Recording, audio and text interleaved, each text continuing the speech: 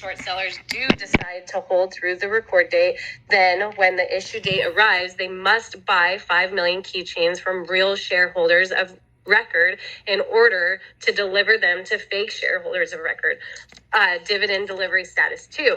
This gives some power to the real shareholders of record that receive their keychains because they can dictate the price that they sell at. However, the total supply of keychains is more than the total demanded by the short sellers.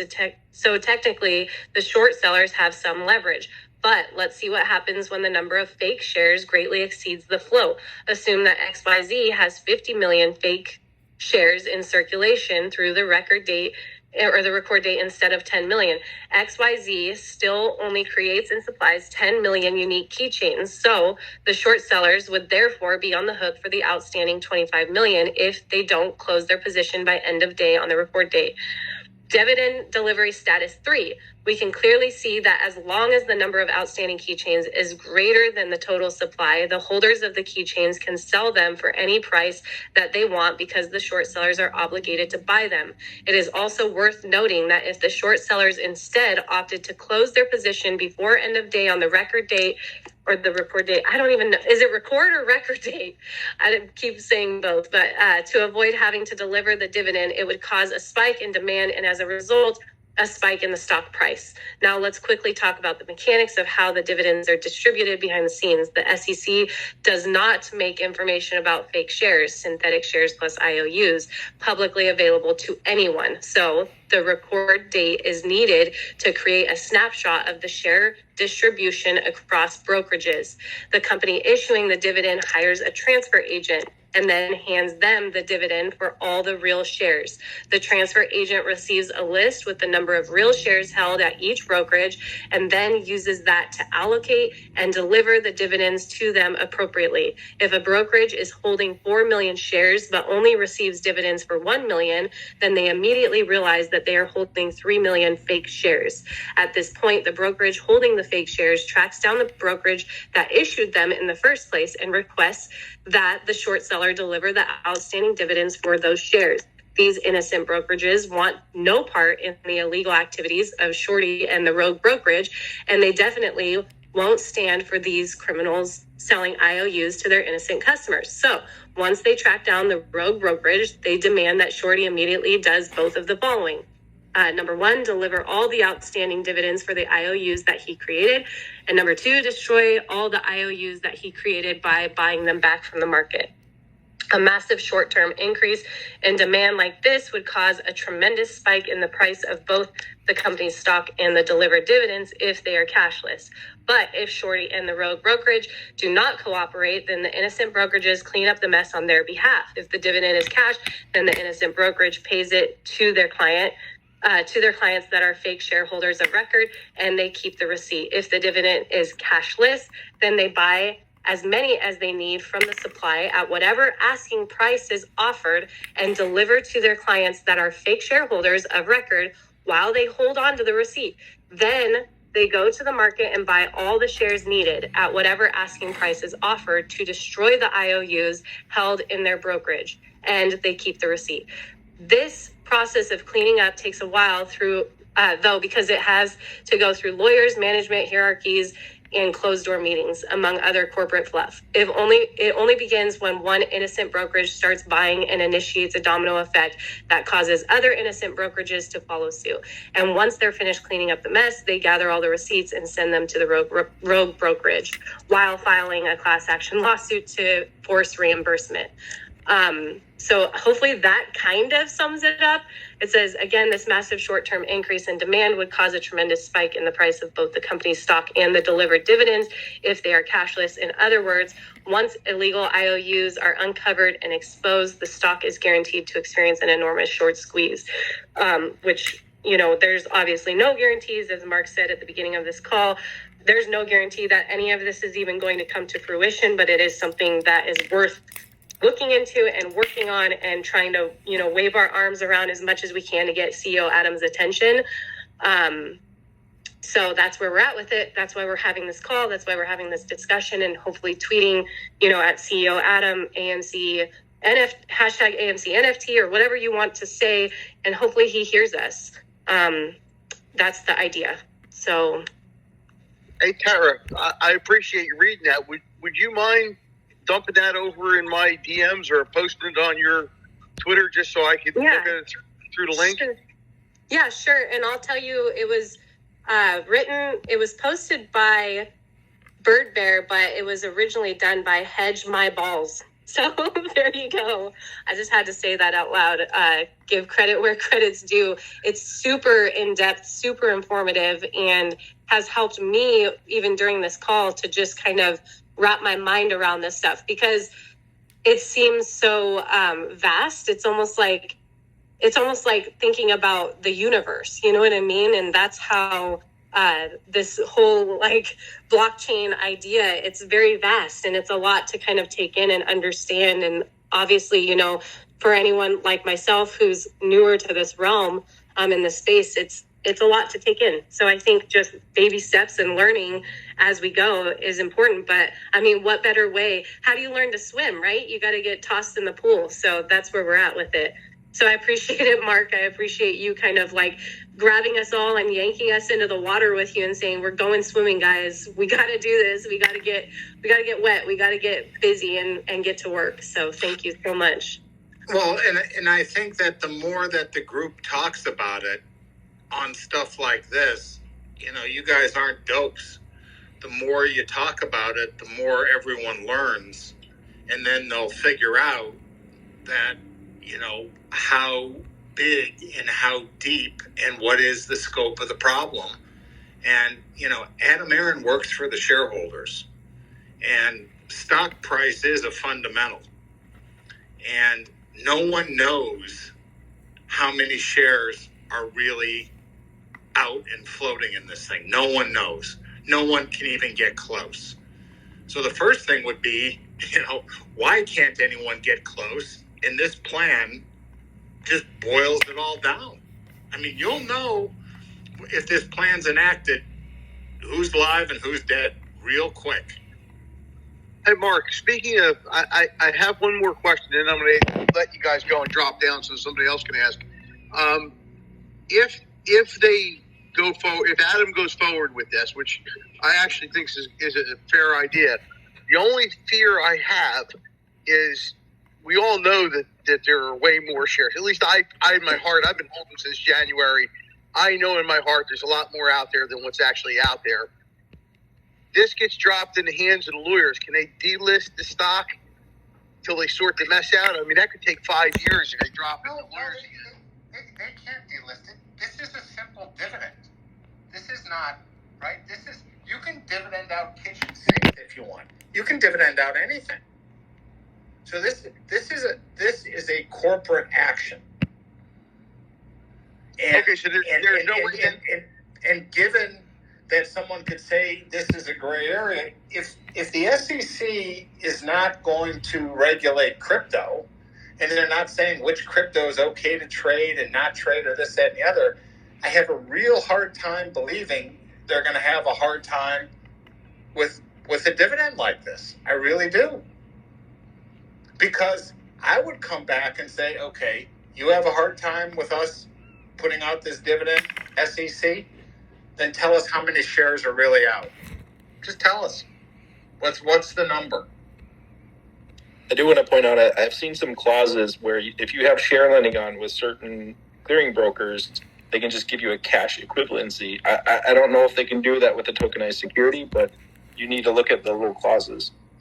Also, yeah, I'm wondering how this would, how this would ultimately affect like the rehypothecation of shares, just like what you're talking about, where they basically, create these synthetic shares over and over. 5 times over in the United States is what's legal, unlimited over in Europe, is the last time I read about it. So they're allowed to basically sell a copy of a copy of a copy of a share. Right, but this is why this plan goes around the DTCC. See, this goes direct. So if it goes directly to the holders and you go around DTCC, you can't cash somebody out. Hey, everyone, again. Tara wanted me to, be on one of these calls when Mark is here. Mark, I'd love to talk to you at some point about crypto. I'm pretty deep in it. I'm not an expert, but I'd love to help clear up any questions you have. At the same time, the other thing that a lot of people, I don't know if they've mentioned this or not, NFTs are obviously non-fungible. That's part of the name, and so they can't be duplicated. So if AMC has 513 million shares or 518 million, whatever the number actually is, and they go out and they go to one of these NFT marketplaces and they mint 513 million of these NFTs, then there is no way to for them to duplicate or copy any of this stuff, because by definition an NFT means that it can't be copied or duplicated. So if you make a run of 513 million and that's your share count as according to your ledger, then they can't go and make a fake one. You can see who has which one. And a good example is I have an NFT on OpenSea that another ape in Reddit gave me. And you can go see how many have been minted, who owns which ones. And they have a lot of really cool possibilities outside of just art, and aside from trading securities, there's this vast sea of what all it can do. It's very exciting, and I think that it's a really awesome plan. Anyway, it essentially, yeah, I think Mark's assertion is 100% accurate that, they won't be able to do anything else. You have to give somebody a wallet, you then have to give them the token, and if you don't supply them with those necessary pieces, then, you'd be in violation of handing out that dividend. So I think it makes it very quick and easy to deal with. I'm a little concerned with the ability, though, for market makers to legally be able to, is it 40% they're allowed to short in order to create liquidity in the market temporarily? That's temporary. So upon a dividend like that, they would have to close those positions. I don't think there's any way around that. I totally agree. Well, that's why we need Adam to say, we're going forward with this, or if not, some really good reasons why they can't. Yeah, I 100% agree. And I think one of the even cooler or better things is you could even do a one-off NFT to all the shareholders and say, this is a thank you for all the support that you've given us throughout this last year. Here's a special edition NFT that we're going to create. Because I think Adam was already talking about the possibility of doing NFTs, wasn't he? But if that's the case, then, they could do something. I've talked about this in Reddit, is that you could create an NFT for, 007 for this last movie and say, hey, for everybody who is a shareholder on this date, we are going to give you a special NFT of, 007. It's going to be this image that we've created with these artists and gotten permissions from, United Artists, I think, owns that property, or is it MGM? But whatever the case is, the owner of the property, they work with them, get all that legal stuff handled. Then they can create that NFT that can be given out to the shareholders as a one-time thing. And a one-time dividend also, as far as I recall, can actually qualify as an exception to the normal rules of dividends and debt, if I recall correctly. I may be wrong, so feel free to correct me on that. But I agree with you. Yeah, the trick is these things trade as well. These things, if he does what you just said, and these items trade on an exchange where you can pick your favorites, kind of like fantasy football, if you will, but with money. Look out. Who even knows where this stops? Oh yeah. So I'm glad that you like the idea. That's good. Makes me feel good.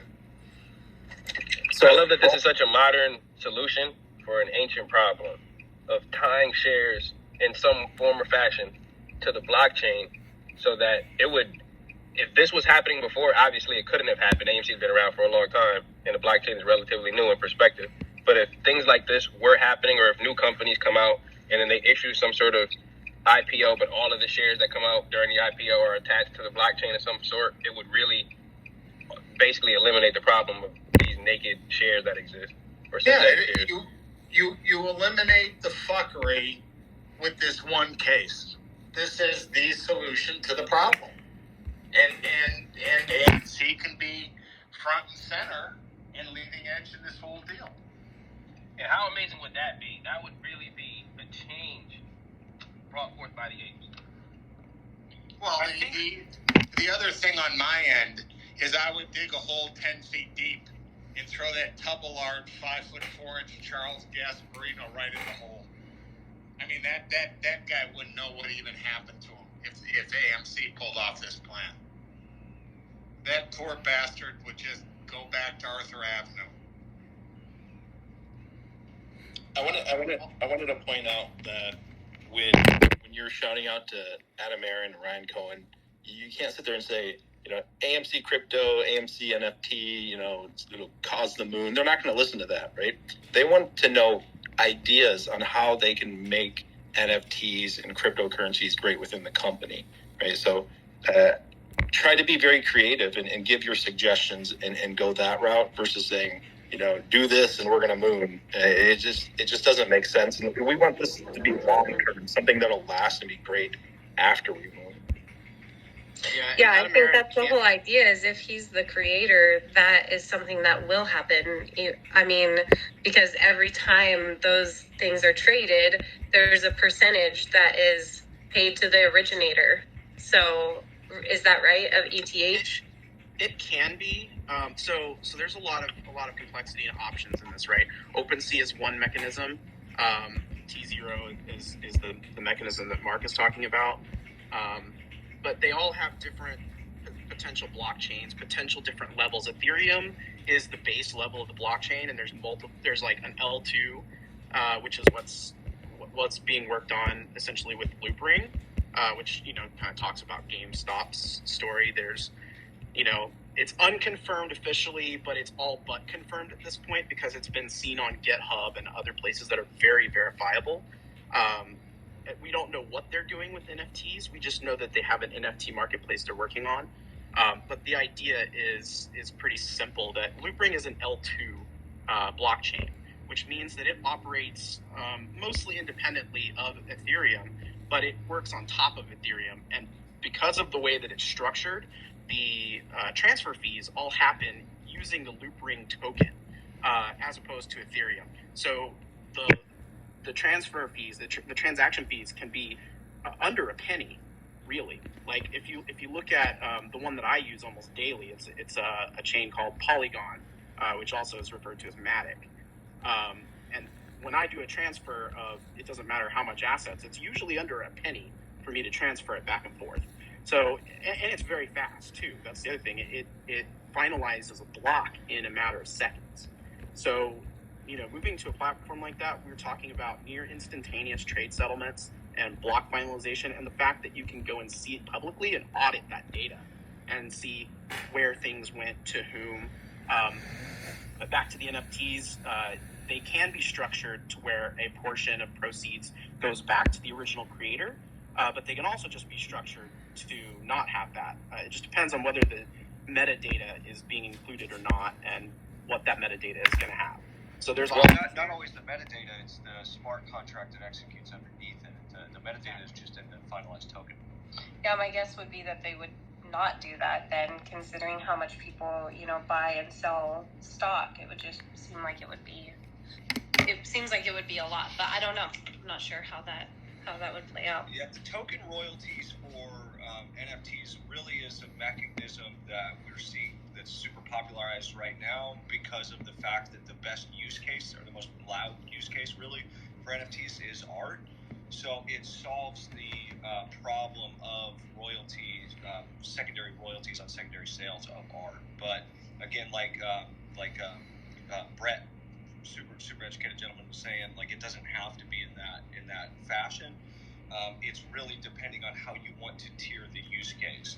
What you're doing with the smart contract is you're building it out in a fashion that is finalizing before you actually determine the deal. You're finalizing what exactly you want to execute whenever you mint or execute the smart contract. So that could be in a plethora of different ways.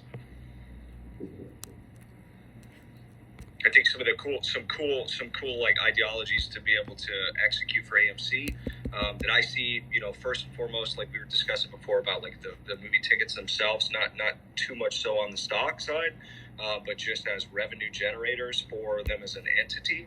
The tokenization of tickets allows for pre-sales for films in a fashion that distributors usually charge for on the front end.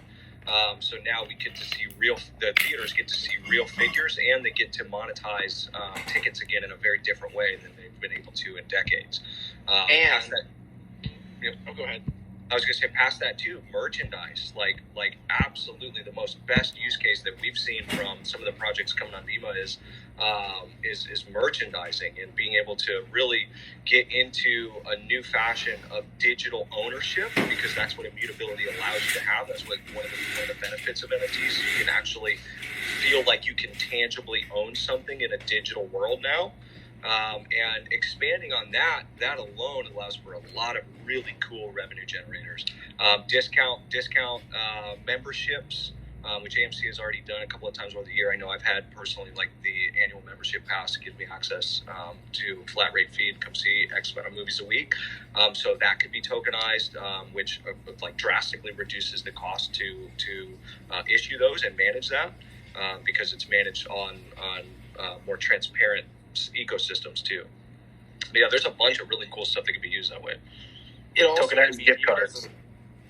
Tokenized gift cards is a good one too. Yeah, it's also not so great for companies like what is their name? Ticketmaster. Any of those companies that are out there selling tickets today and massively upcharging things like concert tickets. Yes. If they have any sort of special events that they want to do where you have a ticket, it makes it so that you can transfer that NFT to somebody else. Maybe it's the cost of whatever it is that you got.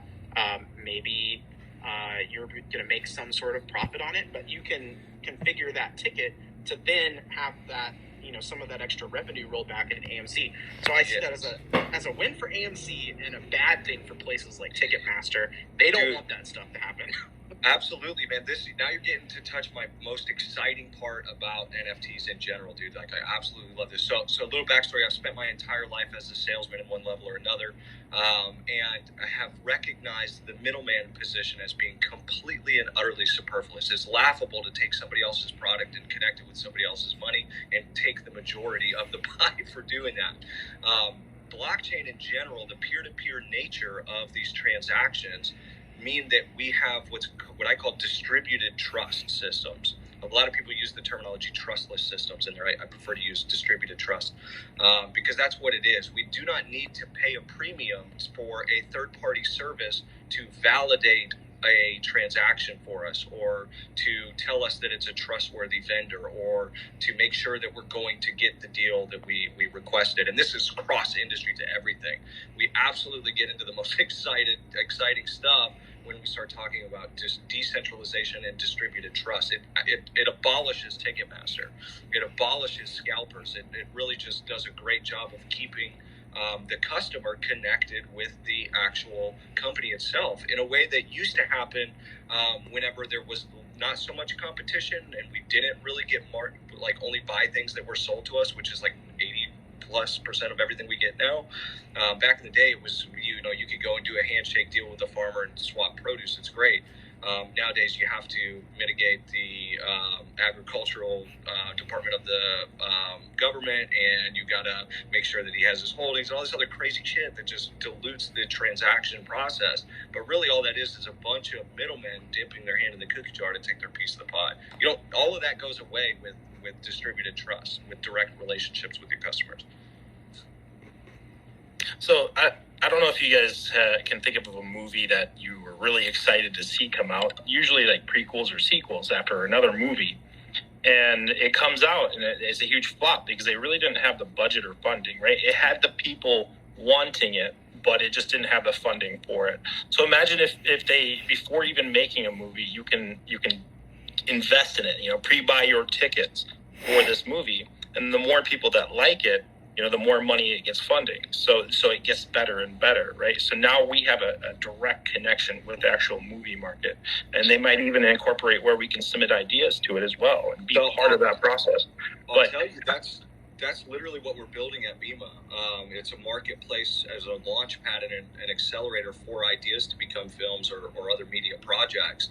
And one of our proprietary solutions for this is our NFT mechanic, which literally just tokenizes the royalty interest to allow individuals that want, like yourself, like you're saying, you would like to be able to buy and support or back, if you will, upcoming film projects. You can actually purchase some of the royalty interest in that and get paid potentially on the back end of the film's success.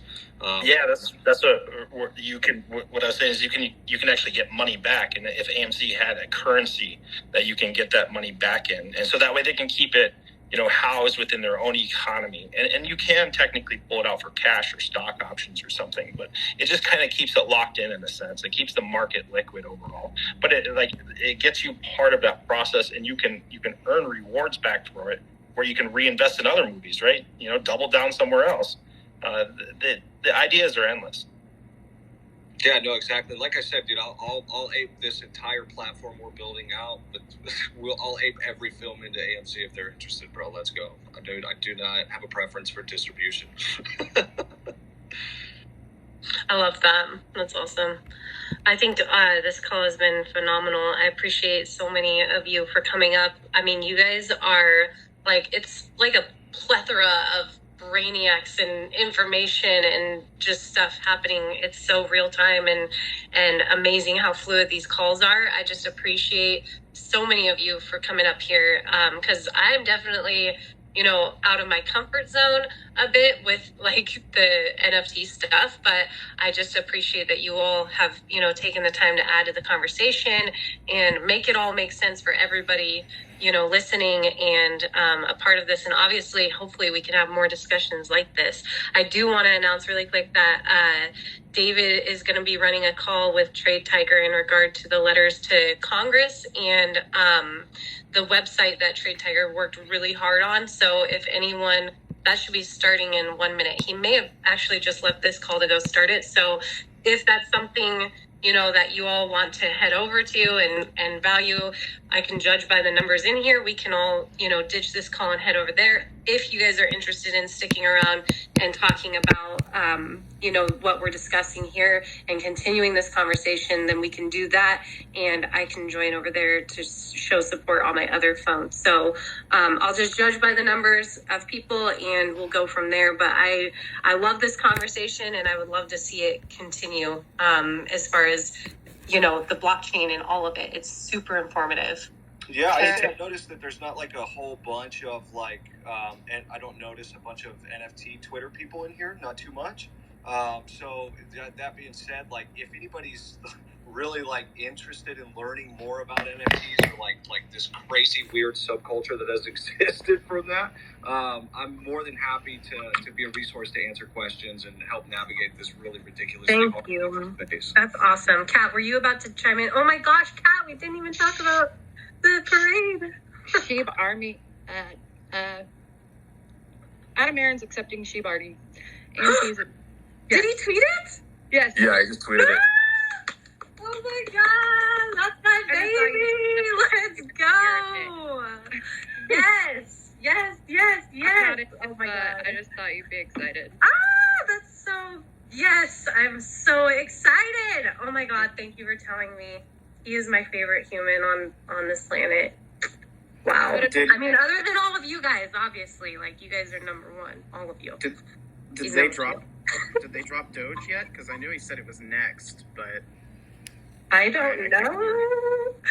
This is huge. Oh my gosh. This is amazing for everybody. People in, AMC, and this is just exactly what we're talking about in this call. And that's why I'm celebrating so much, is because he's taken the time to make this happen.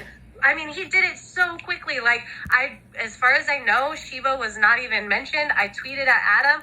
I think within 24 hours, he put up a poll and then boom, it happened so fast. And this just goes to show you, if you're ever doubting him, please just pay attention to how we resonate with him, to how important our voices are with him. This is unfounded. I don't know any other CEO that is this connected and listening and paying attention to what the shareholders are saying and doing around the stock. Like, it's just, I love this man. I love what he's doing, and I think he's truly a trailblazer. I hope that he sets the tone for future CEOs of companies and chairmen of companies to step up, step your game up, and get connected with the voices who believe in your company and believe in your stock, you know? So, yeah, I love this. Thank you so much, Kat. This is amazing news. With me, I just wanted to tell you, and Grammy told me. But yeah, the parade. We got some amazing billboards coming up, and one of the suggestions that we came up with is really good. And we've got a lot of different billboard artists on it, and I cannot wait to show you all what's going to happen. There's going to be 4 major billboards strategically placed along the Macy's Day Parade locations, and they will caravan down Times Square when it's done. So this is going to be huge. I'm going to be there. That's going to be awesome. You're going to be there? Yeah. Will you message me so I can give you the location? That way you can get like a picture? Yeah, definitely. That will be so awesome. I just wanted to real quick reaffirm what Tara was saying. The last 10 or so months of watching Adam Aaron on Twitter and the way he's engaged his stockholders, I haven't seen that from a CEO in probably my entire life, right? So 35 years. I don't think there's been a single CEO that's been this engaged with the individual shareholders, and that alone has instilled an insane amount of confidence in him and in AMC. 100%, yes, absolutely. Thank you for reiterating that and doing it better. By the way, you're invited to these calls always. I'm just kidding. No, but I just appreciate that. I get caught up in the moment sometimes, and I start my social anxieties or something start setting in, and I start fumbling my words, and stuff gets wild. But I'm excited. I am just my heart's pounding. My face is beat red right now. I'm just so happy. I'm doing a happy dance. It's such good news. I need Shaitoshi in here. Oh my gosh. This is huge news. I'm going to invite him really quick. But I want to make sure that I reiterate that if you want to go, I'm seeing that a lot of people have stuck around in here, so I'm going to keep this call live. But if you guys want to go show support and make sure that you find out more about the website that Trade Tiger is announcing and those letters to Congress, that's super important too. So, but for now, keep this baby going. Hey, I was thinking if you wanted to, everybody can migrate over there, give you a break, and that call can always just turn into this again, right? Yeah. Hey, Mark, can we ask you, what should we do with our local congressman? Because you talked about this during your Matt Kors interview on YouTube. What are some things that we can do to make sure that the buy button does not get turned off, and what can we do to network and reach out to our congressmen and senators? Well, I think there's going to be templates of letters that Tiger's putting out, so I'd send those. Depending on what state you live in and what venue, you may have more clout than you think. I mean, I'm a Montana resident. There's less than 1 million people in Montana. So in order to be the senator, you probably only need 300 and some odd thousand votes. If a lot of people got together, you never know what happens. So the first thing you do is you write the letters, and then I think you make a call and check everyone's temperature. I mean, I think these races are going to get very tight for control, and the election is, let's say, 11 months from now, November of 22. I think there's a lot of noise that can be made. A lot of noise that can happen between now and then. So I think the first thing is the letters. I think there's going to be some more mainstream media attention paid to this. I'm working on a couple things that no one will quite know what hit them when they happen, and I'm excited about that. So I think the Congress and Senate folks will know about this movement in the not too distant future, I think. Mark, do you think that as individuals, when we make a phone call to Congress or when we make a phone call to Adam Aaron, do you think phone calls actually still work in today's environment, or talk about how you've been able to positively affect people via dialing on the phone? Well, I think phone calls work. I'm still so old school. I still send handwritten letters to people. I still write letters, with a pen and put them in an envelope with a stamp and send them. So I think that matters. I think attention to detail matters. And I think people will begin to pay attention because they'll realize who actually got screwed here and who can get screwed again and again and again. And enough's enough. And I happen to think this is a big deal because I think the guys on the other side of this, the Ken Griffins of the world, are not attractive politically to support. I mean, he'll give you a lot of money, but I think it's a bad look supporting guys like that. And everyone is into digital, everyone's into crypto, everyone's into blockchain, and what better applications are there?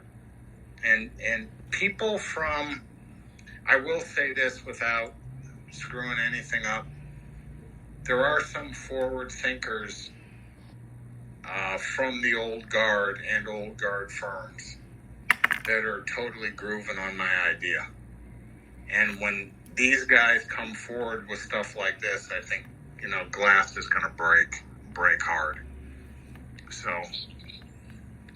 I'm sneaky, and I operate alone, and no one quite knows what I'm up to, which is good. Makes me effective.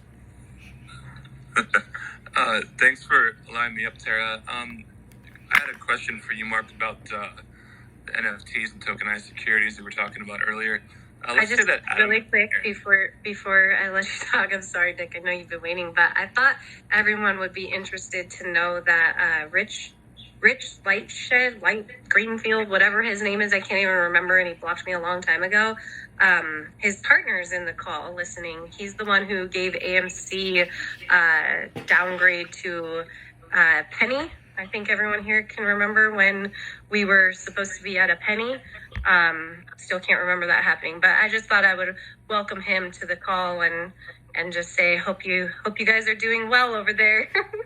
Tara, Anyway, good job. continue on, Nick. Tara, great job watching this audience. Seriously, great job with that. It's That's a not great me, catch. to be honest, because I get a little bit overwhelmed when I'm watching because here's, I get like a fear of public speaking in front of big audiences. But it's other people DMing me and saying, "Hey, by the way, so and so's in your call right now."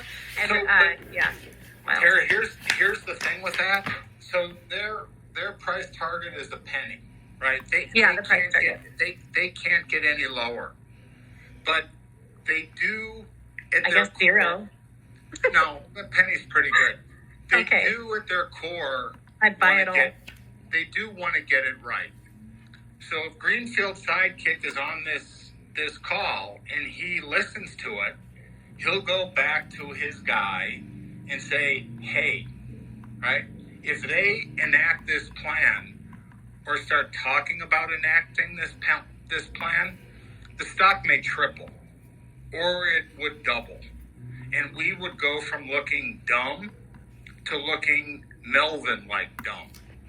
And these guys do not want to look dumb, and they do not want to miss a move. And if they start believing that this NFT thing can go, they're not going to be so negative on this thing, and they may get positive. So the one thing I love is people betting against me. Because if you want to bet against me, I will work my ass off to put you right in the fucking ground. And that matters. Mark, can you expand on Melvin wrong? Because some of the new people may not know Melvin wrong. Well, Melvin wrong, I mean, he was wrong on GME and pressed his bet. He was wrong on all these names, pressed his bet. He was leveraged on it and had to get a bailout by Citadel and SAC or .72, whatever you call them, just to stay in business, because I think he could have tipped those companies out of business as well. So, I mean, there's wrong where you say, I'm just wrong. And then there's wrong where you just keep digging yourself down to China. And when you, as it relates to AMC, with the guy who has the price target as a penny, you do something like that to be cute and to grab attention. And that's cute when the stock is 10. But when the stock's 43, it's not so cute and you look like a fool. And when the stock's 67, you look really dumb. I think he did the penny price target. I think he did the penny price target when AMC was around single digits still. He put that out on some news station, and then, next thing you know, it's 30, and the next thing you know, it's 70. Right, but see, at some point, it becomes career embarrassing, and then it becomes career damaging. Then it becomes the guy who had the target at a penny. And if AMC enacts some of these things, the stock will go a lot higher. How much higher? I don't know. And I don't even care. But higher will be the direction. And if you can get stocks right directionally, you tend to do okay. Because no one thought when Overstock was 3, it would go to 125. No one. And there are guys who are in the ground. They're now growing tulips. They're so in the ground. And again, if Adam Aaron executes and pulls this stuff off, someone with a price target of a penny or 5 or 7, and a lot of these guys are my pals. I've known Pactor, the guy at Wedbush who put a sell on it the other day. I've known him for 25 years. He's a good guy. And he can get it wrong. And if he gets it wrong, he'll be the first to admit he's wrong. So what you really want owning is a stock. When you own a stock, you want as much negative as possible floating around. You don't want people... Can you repeat that last part? You cut out. You want most of the negative what? When you're long a stock, you want as much negative sentiment out there as possible. Because when the sentiment goes from peak negative to positive, you'll make a lot of money when people upgrade this thing. He pulls off, if Adam Aaron pulls off this NFT or STO dividend, the stock will fly. It will go through the absolute roof. Now, who knows if he does it, and that's up to him, but no one's going to want to be shorted, and no one's going to want to have a sell in front of this guy cranking out NFTs or STOs in this environment. I guarantee you. And they have to keep their credibility running, right? I mean, you get so many wrong in a row, people stop to listen. I saw some people from the news in here earlier. I just had a quick question about the actual NFTs themselves. So let's say that Adam Aaron decided to play ball. And having seen this rodeo before, Mark, in your estimation, from agreement to implementation, what does a timeline look like on something like this? Let's just say it's 2 to 5 months. But the second he makes noise about it, then what people are going to do is they're going to extrapolate. They're going to say, if he does 1, why can't he do 5? I listened to some of you guys talking for a while. So I'm 61. So that means I'm born in 1960. What if I bought, when I was young, Cool Hand Luke NFTs? Or Steve McQueen NFTs? Right? Or Sean Penn in Fast Times at Ridgemont High NFTs? What would those be worth today? I mean, what would those be worth? Insane. Exactly. It would be worth insane. It's really hard to quantify because you have people that are comic book collectors, and it wouldn't mean much to one person, but to the super fan, they'd be willing to pay top dollar for something like that. I mean, if people are paying hundreds of thousands of dollars for baseball cards printed on cardboard, right? Which were sold by gum companies to sell their gum, right? If I had the Paul Newman NFT from Cool Hand Luke, what would it be worth? 30 million? 50 million? Let's take huh? I was gonna say, let's take a more recent example. Look at Magic the Gathering. It's cardboard cards that are tradable and playable, and you've got the most expensive card that's currently worth over $50,000. I think it's actually worth $80,000 right now for a near mint or mint one. So if you have a similar sort of rare thing, the same thing happened with Beanie Babies in the 90s, right? I think Peace the Bear and the Royal Blue Elephant, those went for over 100K each. Or Peace, I think, went for like 50 or 75K, but the Royal Blue Elephant was over $100,000. It was a misprint. There was a lot of other weird things, but when you get into that collector space, you can really drive prices up because of scarcity and people wanting stuff. Now, what if GME creates this NFT game marketplace, an indie game marketplace where creators can create games and sell them as NFTs, and every time it's sold and bought, the creators of these games make a little profit off of it. A lot of amazing things. So off of one Spaces call with this idea for 3 hours or so, the ideas that have come up incrementally from the first idea have been many. So if AMC says this is going to be our side gig, creating NFTs and STOs around the IP we play in our theaters, and we're going to dividend them out to shareholders, I don't know where this thing stops. I really don't. It doesn't. That's the great thing. But that's the whole thing. So if you're a sell side guy and your livelihood is getting stocks right, or you're a portfolio guy and your idea is owning stocks that go up to make money, you're going to say, hey, being short this thing is a fast way into the ground. And Cohotus has been digging holes, and I don't want to be thrown in there. Right? Let's at least get out of the way till we can figure this thing out.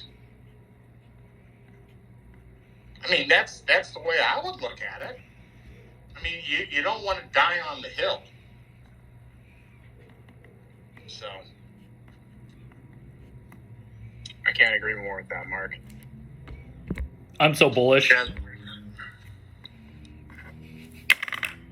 Yeah, I am extremely bullish on AMC right now.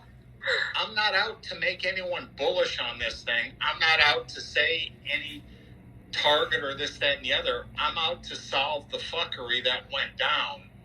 And, this not only solves it, it turns the table on a lot of people.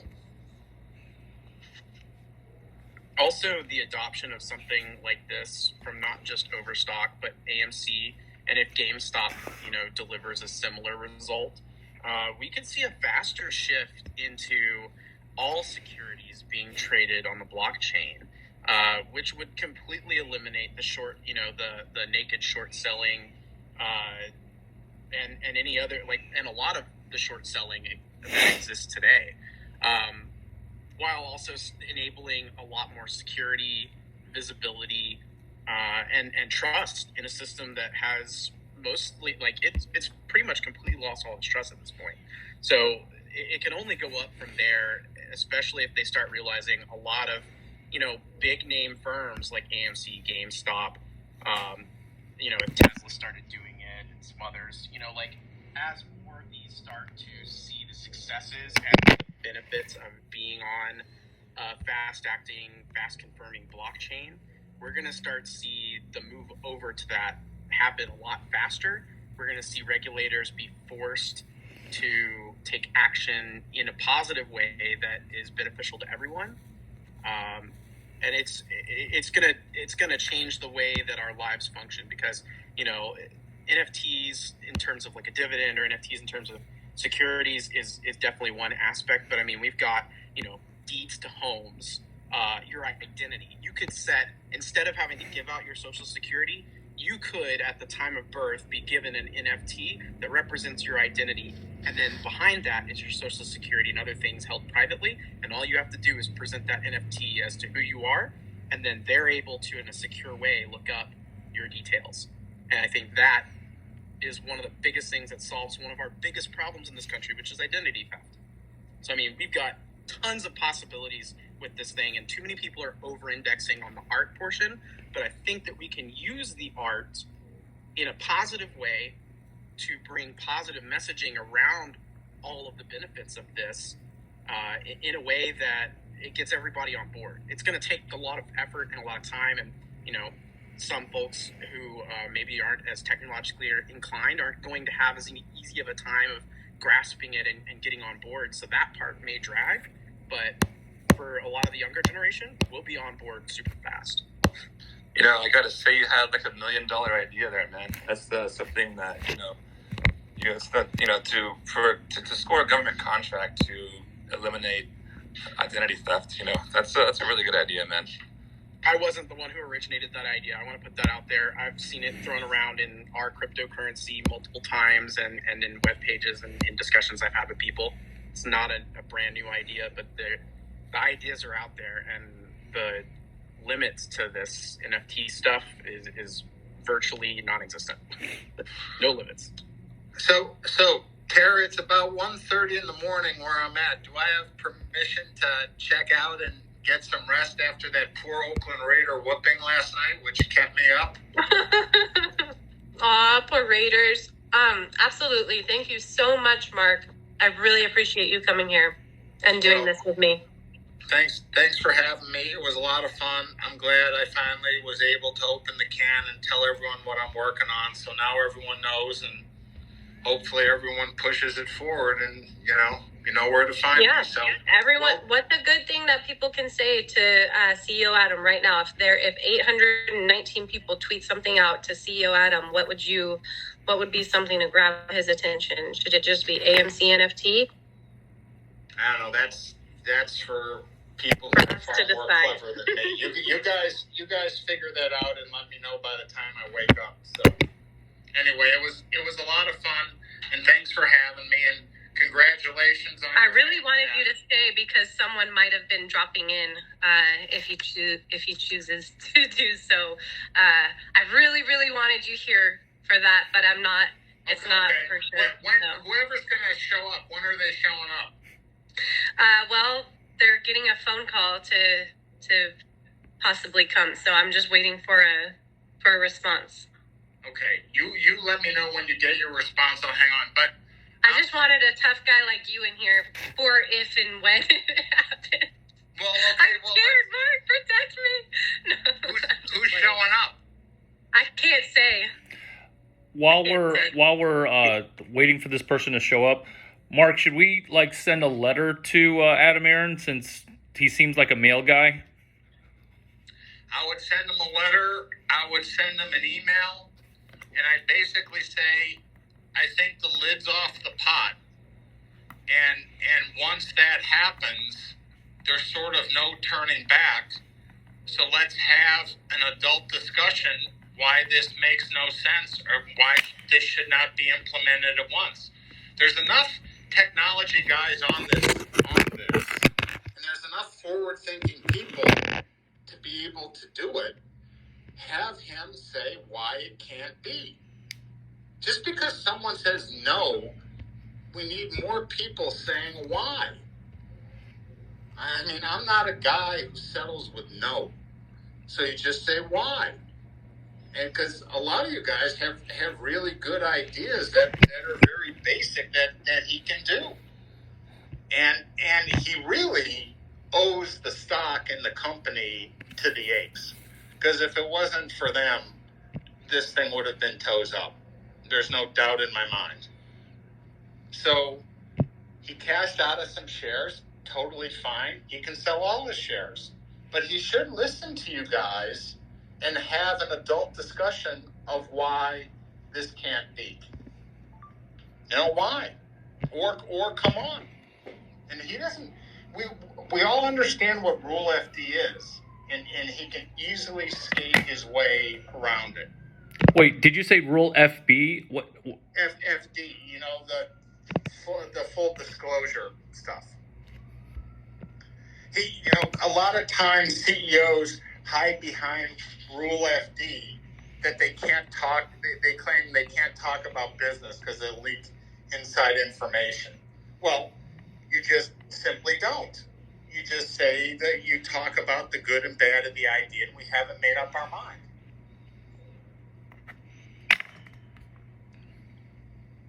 So, I love that. I'm wondering if anyone, and Mark, if you have to get going, it's totally understandable and totally, I get it. It's late there. I'm intrigued who you're bringing in. I am too. I can privately text you and tell you, but I just can't announce it here on the call because they asked me to please not say so yet. But I wanted to ask, and if it's you or if someone else wants to if people are just kind of getting in here, getting off work and joining the call, and they were asking for the TLDR version, the shortened version of kind of what, we've discussed. And, I understand you're tired, but if someone else wants to I can do it as well, but I'm also trying to respond to people really quick. So, I don't know if you're up for it, Mark. I think that guy J. Brett Edwards is pretty good.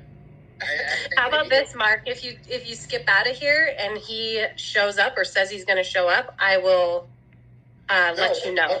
What I'm going to do? I can hang. If I've been up this long, I can hang a little longer to hear this mystery man. Sounds good. I'm going to private message you and let you know really quick. Okay. Really quickly, Mark, I think people figured out your plan on Reddit super quick before you had even said anything of what it was. They outed that I want to say in just a matter of hours. Yeah, we put a lot of hints out there, so it was. I don't think it was rocket science, no pun intended. But yeah, people are smart. There are so many smart people involved in this. It's insane. It makes my conviction that much stronger. You better slide in my DMs too, Tara. Yeah, I'm DMing you. I'm DMing you. I wanted to clear up one thing, or just clarify one thing for the audience, since there's a large audience that'll be tweeting out to Adam Aaron. I want you guys to know that NFTs, cryptos, tokenized securities, they're all, the core part of them is blockchain, right? So if you want to talk about them all, it's considered blockchain because they all run by blockchain technologies. And so if you're looking for a core thing, it's blockchain. Crypto is more like a currency. NFT is like a utility. You can make a utility out of the cryptocurrency as well. It's super confusing, but if you remember blockchain, it's the core of everything. Yep. And the more important thing to think about with blockchain is think of it like a public distributed database. That's the best way to think about it. Everyone has access to all the data. Everyone can see all the data. And it all gets collated into one space. And that's one of the things that makes it, decentralized trust or trustless, is because everybody can go through and audit what has happened and see who's doing what where. Now, you may not have a name to go with that. You may have just a hexadecimal address.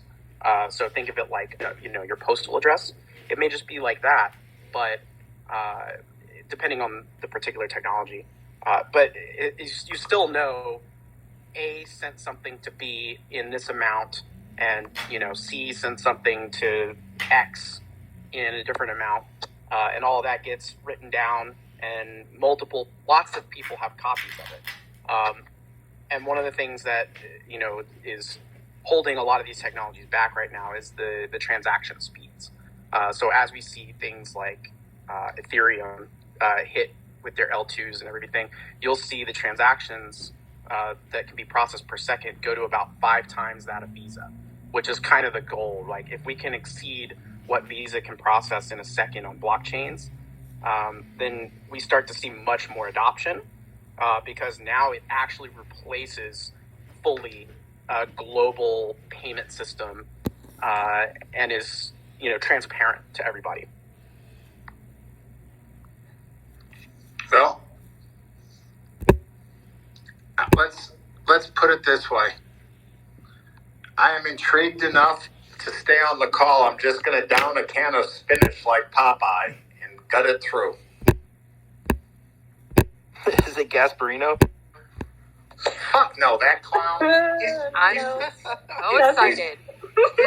Doesn't everyone eat spinach that way? I mean, I do. And then I flex my muscles in the mirror and see if they grew.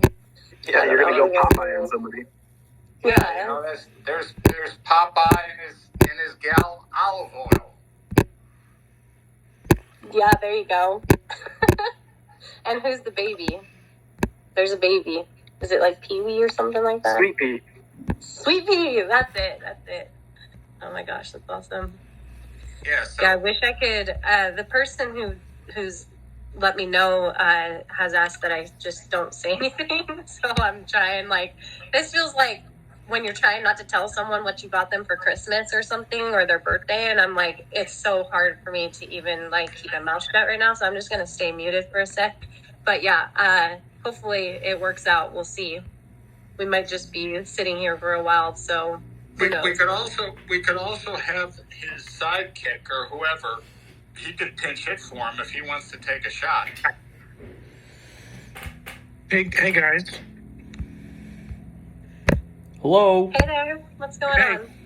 Hey, Mark, you're doing great. Kat, you're awesome with all your flying signs and everything. Tara, you're super hype all the time. It's awesome. So, just while we're waiting for whoever's coming on, and anybody that could explain this who's into the NFT thing. So, I'm not downgrading it or whatever. I understand the NFT thing for you could have contracts. I think it would be awesome to have every share of stock, a NFT on a blockchain. That way you would know what shares are shorted. You know who's holding them. There could be no more FTDs. I think it's possibly the greatest invention of technology since the wheel was invented. To blockchain the entire stock market. There would be no more fuckery, basically. But my question is for the NFTs of mutant gorillas and getting an NFT of Fonzie. I mean, who's to say? My first question is, why are people paying such ridiculous prices for these things like 2ETH or 20ETH or, Ethereum? Somebody said, oh, I bought this the other day. It was $24,000. And what's his name? That goofball boxer that's trying to beat all these has-been pros. He's blowing millions of dollars on NFTs every month with all his YouTube money or whatever. But to me, it's just a gif of a mutant monkey. Why would it be worth any money whatsoever? That's just the one part I don't get is the little digital, like a rock. Why would a picture of a 8-bit digital rock be worth more than a dime? So maybe I could show some analysis and research where we talk about the financial fuckery that goes on with stocks. What you get a glimpse at is potentially a ladder trade where two people bid it up to $24,000 and then now that's the last sale price, but it's just two people buying between each other. Where is there a lot of transparency with NFTs?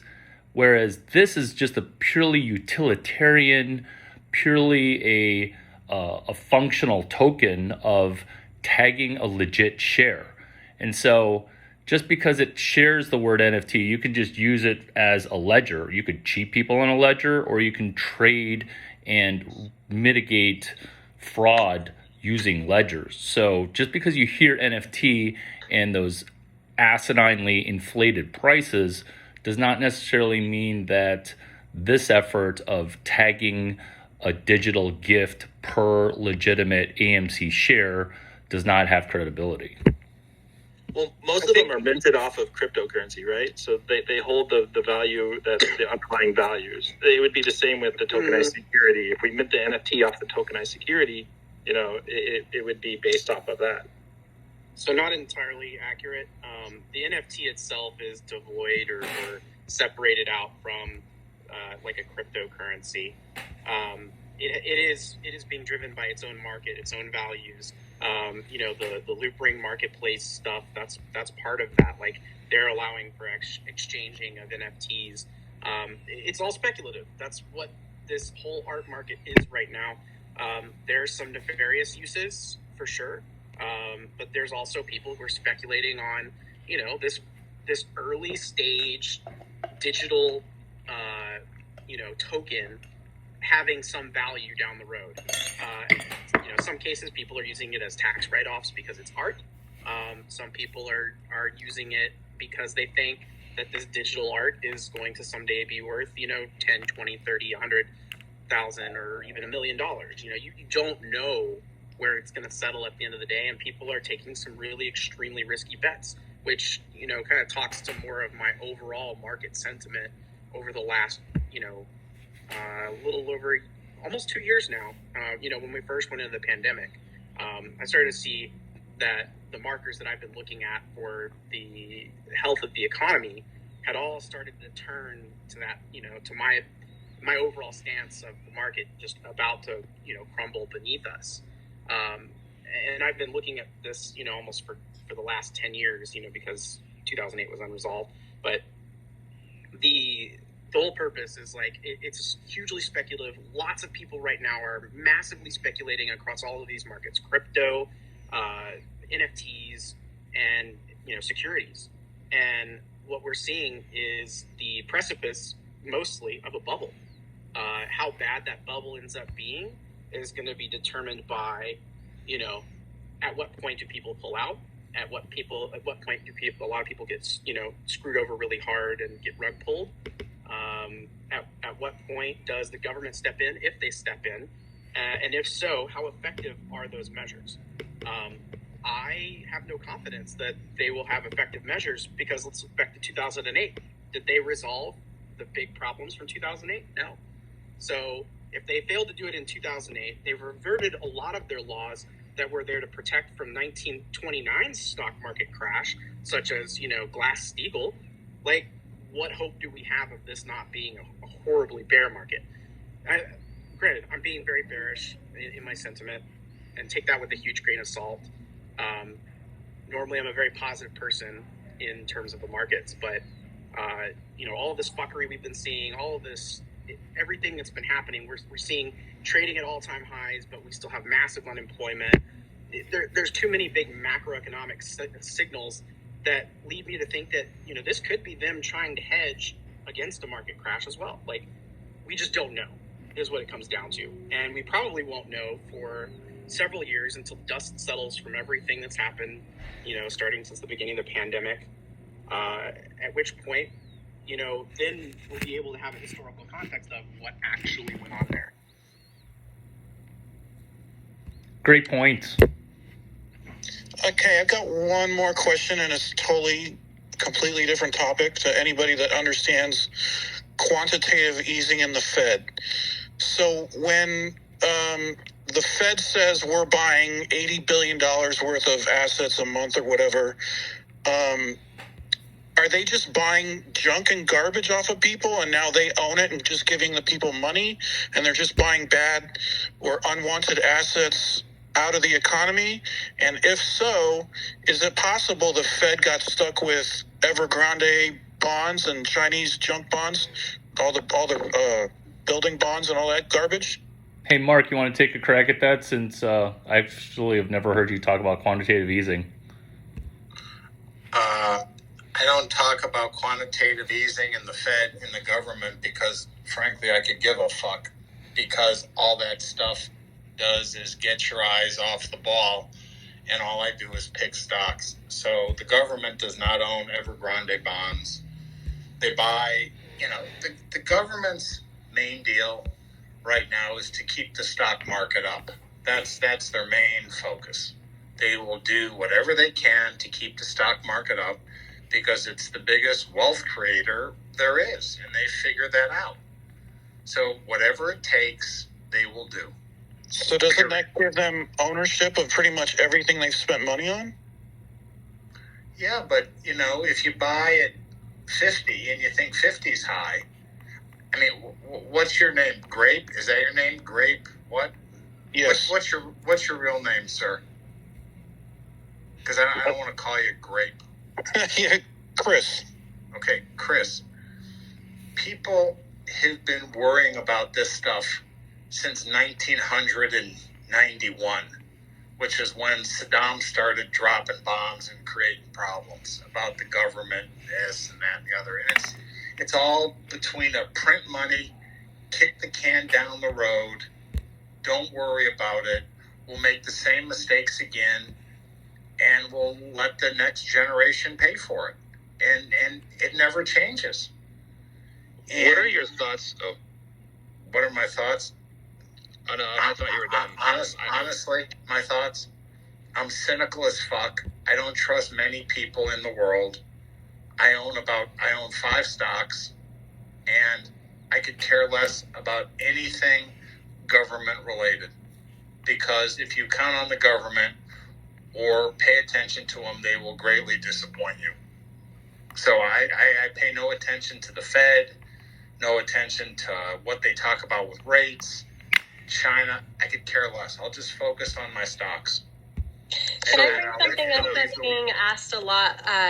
Today on Twitter, I'm seeing a lot of reaction, and because of it not being very clear and concise from me directly, unless you were in this call listening to Mark speak in this whole conversation, it might be coming off the wrong way. Some people are thinking that what we're asking for is an NFT dividend, and obviously AMC is still in debt until hopefully Q4, which they're estimated to be, no longer in debt by then. But we're not sure of, obviously, but that is not what this is. I want to read Uncle Ben's Rice response to one of the comments because he laid it out pretty perfectly. I just retweeted it and I'll pin it to the top. But it says what Mark was talking about wasn't a typical dividend. We don't want AMC with more debt. We want a digital token attached to our shares. I don't care if its use is 10% off Swedish fish. It will root out naked shorting or prove us all wrong. And that's it. I thought that was a perfect summary. Yeah. I mean, there's bells and whistles to this that have been talked about in the last 90 minutes, which I think are important, which are levers they can pull, which can make it even more powerful, which is why you don't want to have a sell rating on the stock with a 1 cent target. I mean, that's just imbecilic. But, there's a lot of levers this guy can pull, and there's a lot of levers other companies in the entertainment business can pull, and people will buy these things because they will go up. And again, as we talked about the other day, I think you said it, you owned AMC at 10 and you were scared to death when it went to 5, and that imbecile Rocket Dork or whatever that clown calls himself, he was talking such shit, he made no sense, that whenever you buy a stock, you don't think you're buying it at the top. You think it's going up. And the guy who sells it thinks it's going down. So if the stock gets cut in half, you make the choice of letting go of the rope, taking your loss, waiting 30 days and getting back in, or you just try to ride it through. And it's hard to ride it through. And the hardest thing really is holding on to your winners when they go up, because everyone tells you should be greedy, and everyone tells you should take your profits, and everyone says if you don't sell, it'll go down and you'll lose all your money or round trip. No. If you find something that's great, you stick with it. And that's what you do. And Adam Aaron has a chance here, in my mind, of doing something great. He has a chance of doing something great, or he has a chance of not. So we'll see where it goes. And again, I wish some of you would have been around to hear the constant shit I took from these clowns on Overstock.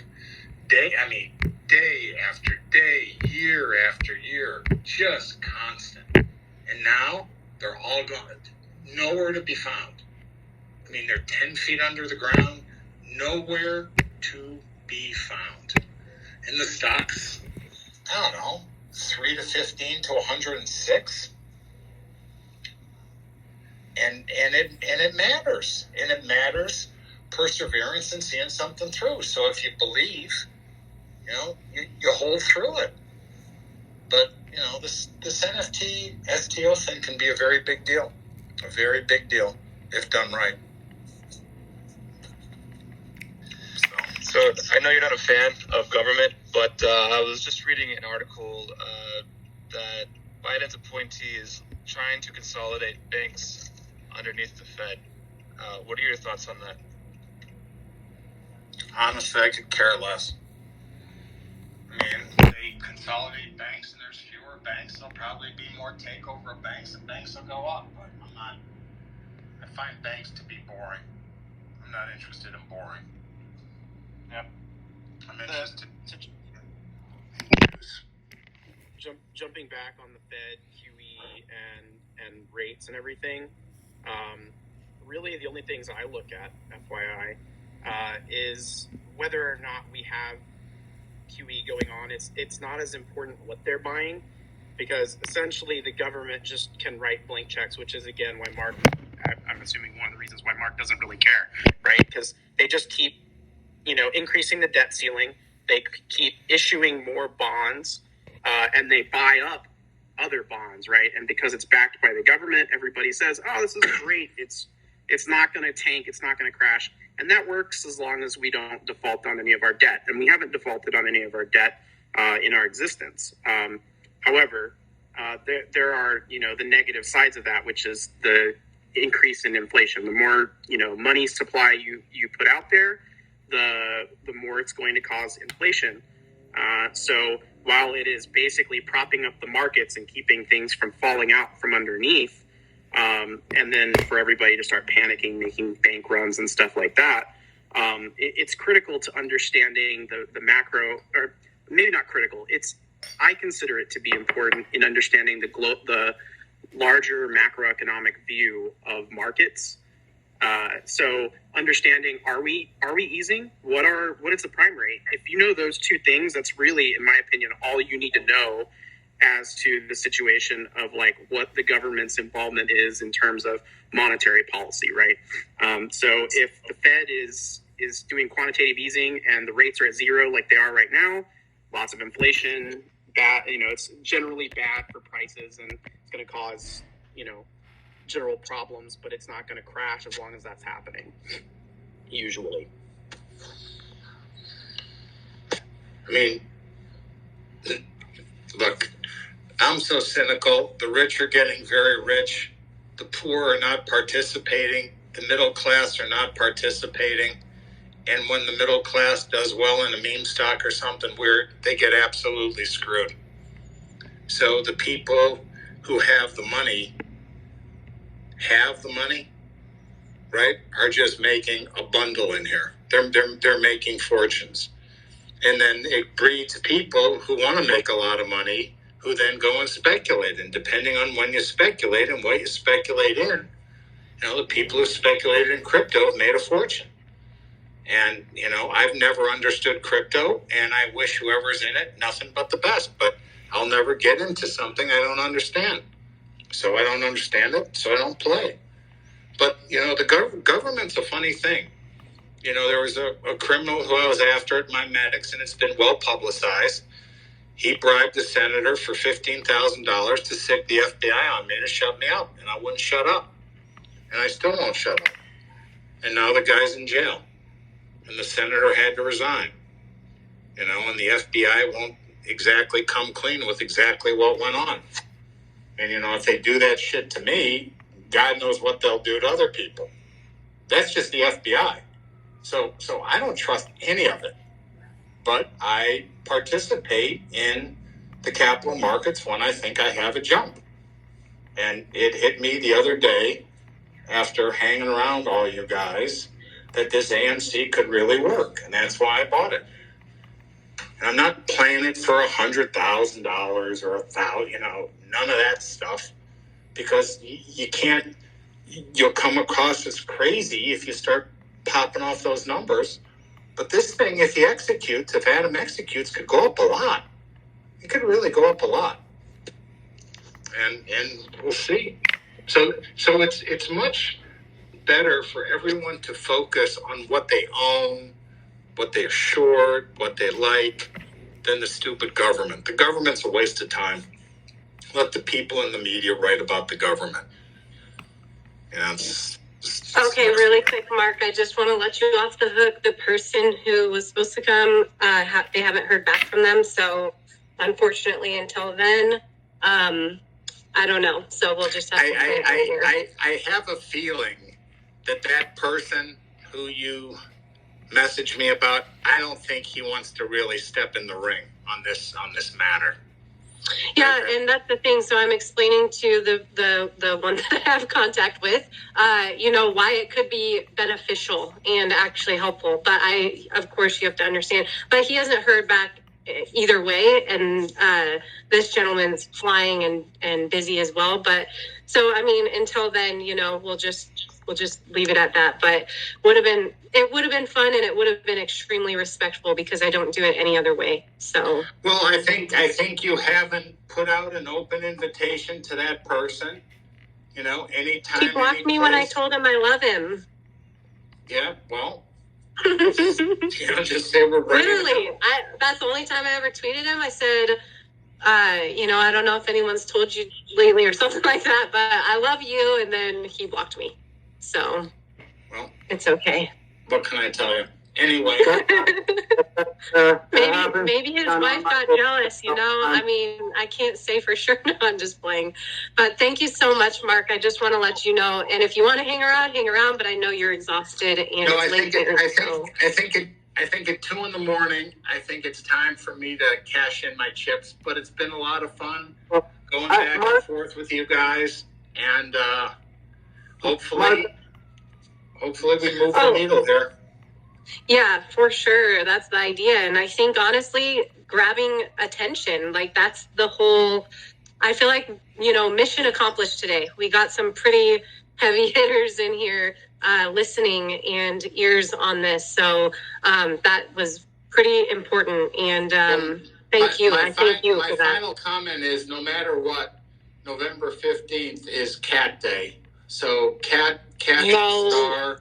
In my book, I'm not impressed by much. I'm quite impressed with your not backing down to these clowns at all, and very well. Oh yeah, this girl is So, Wonder Woman, and I don't care what anyone tries to tell me. I know she has that secret whip hidden, that lasso thingy. How did you know it? I just know. I swear I didn't raid your nightstand. I swear. I didn't look under your bed. No, I'm just playing. Wherever you keep those things. But everyone does it different. I think Mark just dropped down to listener.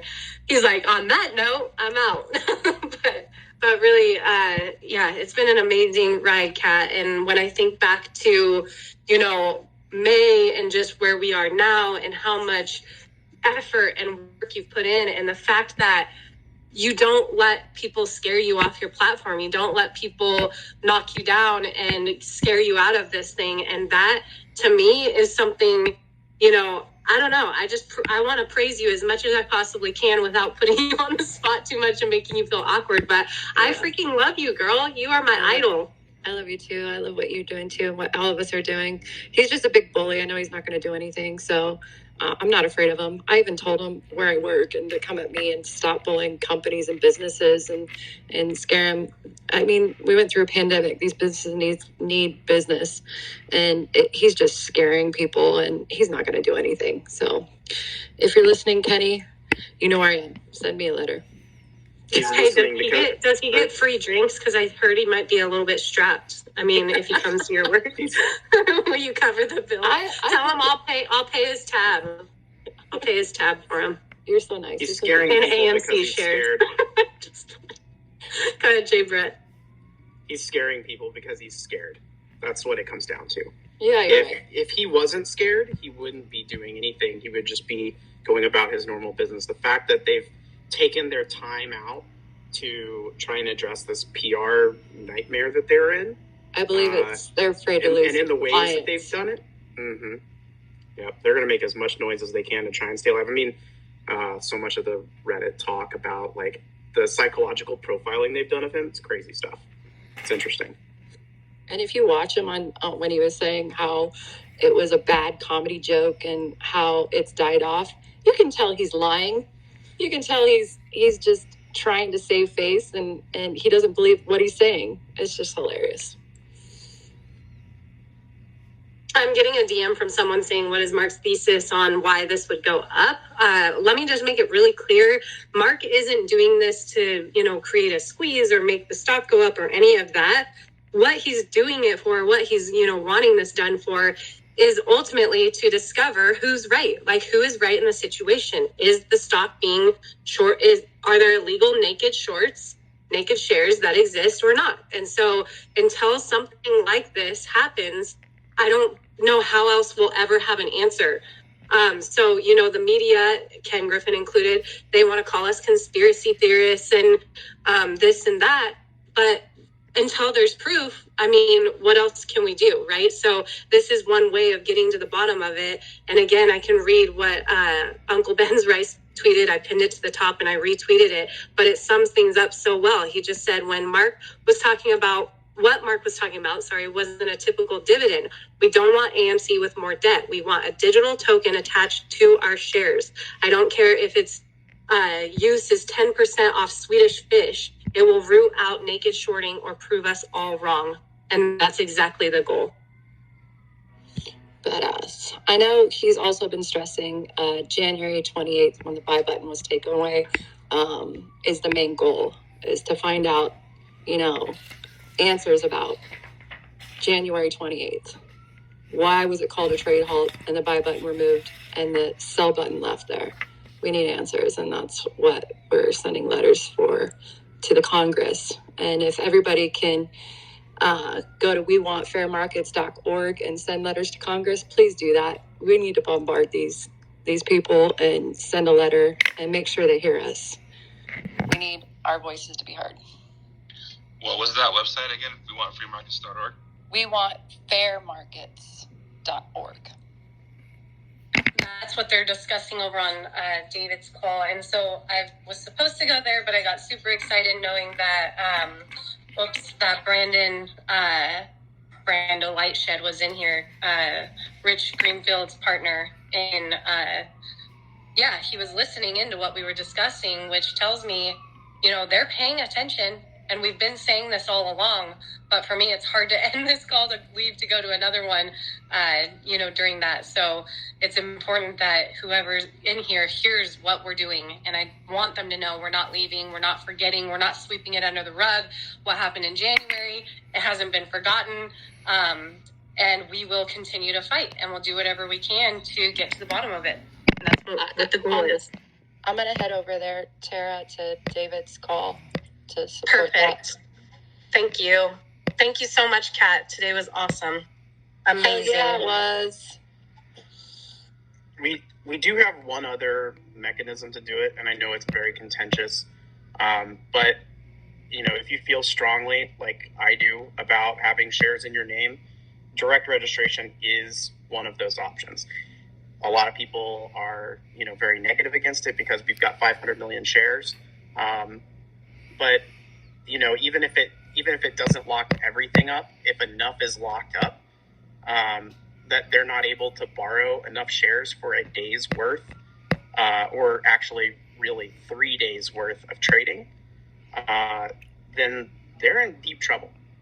So that's, one of those other mechanisms that could trigger a short squeeze is by direct registering your shares. It's in your name. I've got, I think, 60 of my shares right now registered for AMC, and I've got, I think, 10 of my shares of GameStop registered, and I'm about to register some more. But wouldn't taking them off the market make the market illiquid, which would allow the market makers to basically synthetically print shares continuously?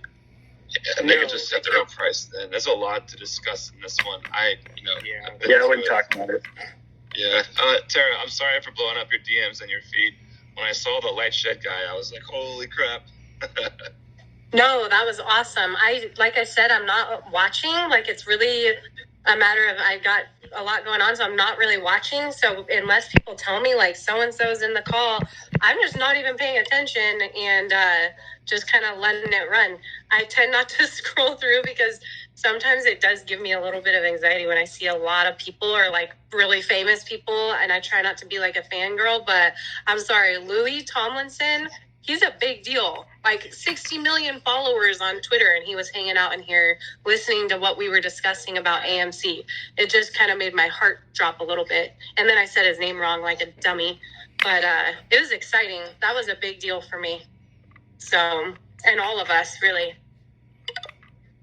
I've been noticing a lot more, verified people come into these calls, famous athletes, musicians. And it's been really cool to see the kind of movement that we're looking at. It's awesome to see it grow. Hey guys, it's Pro Trader Mike. Thanks for inviting me on the show. Nick, I completely agree with you there. Sorry, Pro Trader. Nick was just finishing up with what he was saying, but I completely agree with you. And I think it, not because, someone, you should judge someone on their follow count, but just think about the fact that if someone has 50 million followers and they're in this call and other people see them in a call, you know what I mean? It could potentially bring a lot of eyes to it. So it's just really, really important that, those people do that. And it's helpful. It's helpful to all of us. So yeah, I try to, if I notice them, I try to give them a little shout out or something, but sometimes I think they almost just want to hang out and not even really be on display in a way, if that makes sense. But yeah, I appreciate it. And I love that he stopped in. My cousin's going to be so jealous. So jealous. She is like the biggest fan ever. Anyway, what's going on, Pro Trader?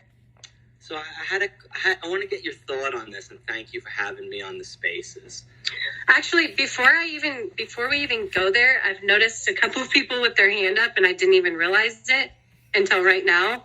Let me just see. Were you guys waiting to talk, or is your hand just raised? Or Yeah, no, I mean, I can let CJ go first, but I just had some thoughts on piggybacking off of Mark's comments earlier. So, CJ, if you can go ahead, you can go ahead, my friend. Oh, okay. I guess the same thing. I sort of had a question. I actually had a question for Mark earlier, but he left. But maybe somebody else in the chat can answer this. This company that he was originally talking about that involves trading, is it like Ameritrade and Webull where you get to trade stocks, or is it something different? I'm very ignorant of all that, so I don't really know. No, he's talking about. I can jump in there. He's talking about T0, where the settlement is 0 days. Where it's a stock trading, it's a brokerage, it's a stock trading company or whatever. So it's basically what it is an exchange for tokenized stocks. So unlike the New York Stock Exchange, which issues shares in a centralized manner, they're issuing shares on the blockchain, which is a lot more transparent in the way that it's run, and it's easier to see kind of who owns what and how they go. Okay, I guess I still don't quite understand. It's basically another version of the New York Stock Exchange. Am I getting that right? So you can get their T0 application and trade from T0 if I understand it correctly, and then you can trade those tokenized securities on their exchange from there. You can also see it on certain other exchanges, but depending on who your broker is if you can trade it or not. I know TD Ameritrade doesn't trade on them. Okay. It's specifically for blockchain-based shares. Hey guys, it's Wait, to finish that point, hold on, to finish that point. So basically, Mark's idea, which is a whale of an idea, pun intended, is to force the hand of people that hedge funds that synthetically created shares that are illegitimate shares, but by the self-regulation of the DTCC, it's allowed. So when you do this NFT gift, not a dividend, a gift, therefore that gift then puts pressure on people who synthetically created shares. Okay. Yeah, you know that traders are going to treat it as a dividend anyways, right? I mean, if you call it a dividend or you don't call it a dividend, it matters not. But I think that one of the hallmarks of our generation and this latest bull run is, the diamond hands mentality, and that people are starting to prefer financial assets to actual cash money. And that's why I think that this time is a bit different. And somebody was talking about NFTs and how JPEGs could be trading for $1 million or something like that. It's just because people are looking for those type of assets. And I think that if we do see this kind of idea, and AMC picks up on it, I think that could be a huge turning point. I want to pick up on migration that, if you don't mind. Technology. Guys, that's a perfect segue to what I was going to piggyback off of from what Mark said. So he talked about what if you bought a trading card, and what if that was a Steve McQueen trading card? Well, let's take that into the modern day, and I'm a filmmaker, and let's say AMC is pre-selling tickets via NFTs. And I'm pre-production in my film, and it goes, a certain amount gets pre-sold, and then I announce that Brad Pitt is a part of my film project. Well, the value of those tickets, since they are NFTs and they're assets, whether it's a trading card, a ticket, or equity in the project, will increase with the announcements or with the real-world events that are going on. So I think we're talking about utility and function for these NFTs in the world of AMC and the space. And there's an unlimited amount of mechanics that we can work into the smart contracts to allow them to do different functions. But at the end of the day, all of them will have a secondary market and a secondary market value. Guys, what do you think about the value of Facebook acquiring AMC for the metaverse to have movies so the whole world can attend with advertising in the metaverse, making value and increase? What do you think of that idea? Facebook is not running the metaverse, man. They're gonna make a ghost town, is what they're gonna make. And also, what kind of share price are we looking at? Because anything below $50,000, I'm not selling.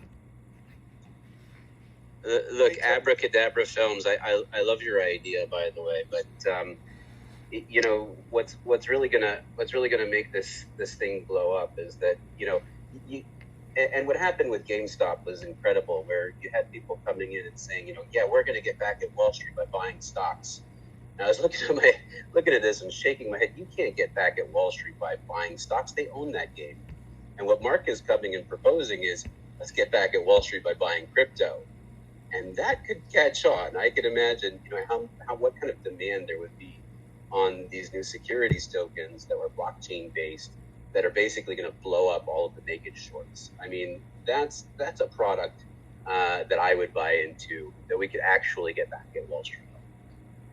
But Matt, we don't have to buy it. It's just given to us. And we just got to collect it in case we own a synthetic share. Yes, right. But the beauty of the plan is when they come to recall, right, when the broker says, okay, you've got these options, right, you've got to pony up those tokenized securities, right? And that's when the ape community comes in. They bid up the price on those tokenized securities. So rather than owing the money for those AMC shares, they'd actually owe the money of whatever those tokenized securities are worth. And that's when people who are tending to see these type of things as a dividend, sure, but they see it as a dividend which is more valuable than a cash dividend, but actually an asset dividend. And that's when you'd have people diamond handing completely on these things. There would be no liquidity in the market, and that's exactly how Bored Ape Yacht Club and CryptoPunks went to millions of dollars a piece, is because nobody's selling them, and anybody who wants to buy basically has to up his bid until there's somebody who's willing to sell, and that doesn't generally happen until we're talking about ridiculous amounts of money, because they want to hold it. They don't want the money. They want the item more than they want the money. And how many people out there would want to watch Citadel, or whoever else might be involved in this naked shorting, get actually caught with their pants down in a way that they can't manipulate their way out of? How many people out there? How many people in this room? A lot. Hey guys, my question is this, and thank you for letting me speak. And Tara, what a great job you're doing. Thank you. Appreciate it.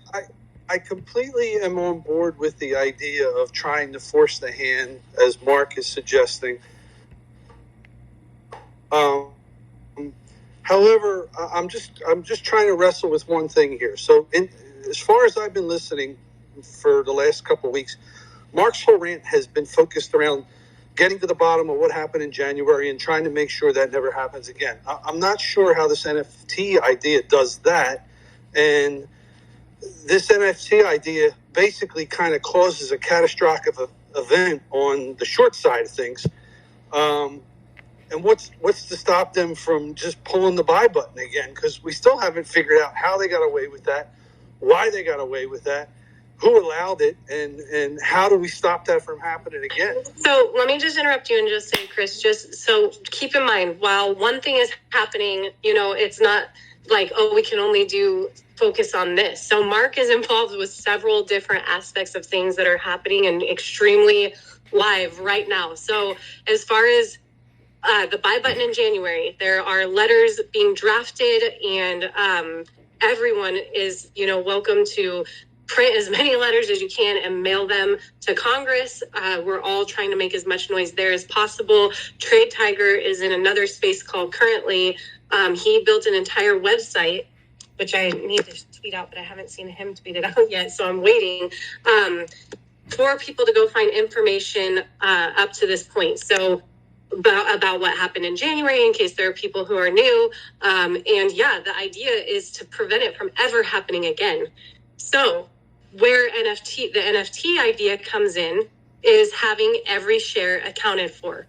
Every single share being accounted for would mean no more naked shorts, right? No more naked shares or synthetic shares in existence, because every single share would have a specialized token attached to it, right?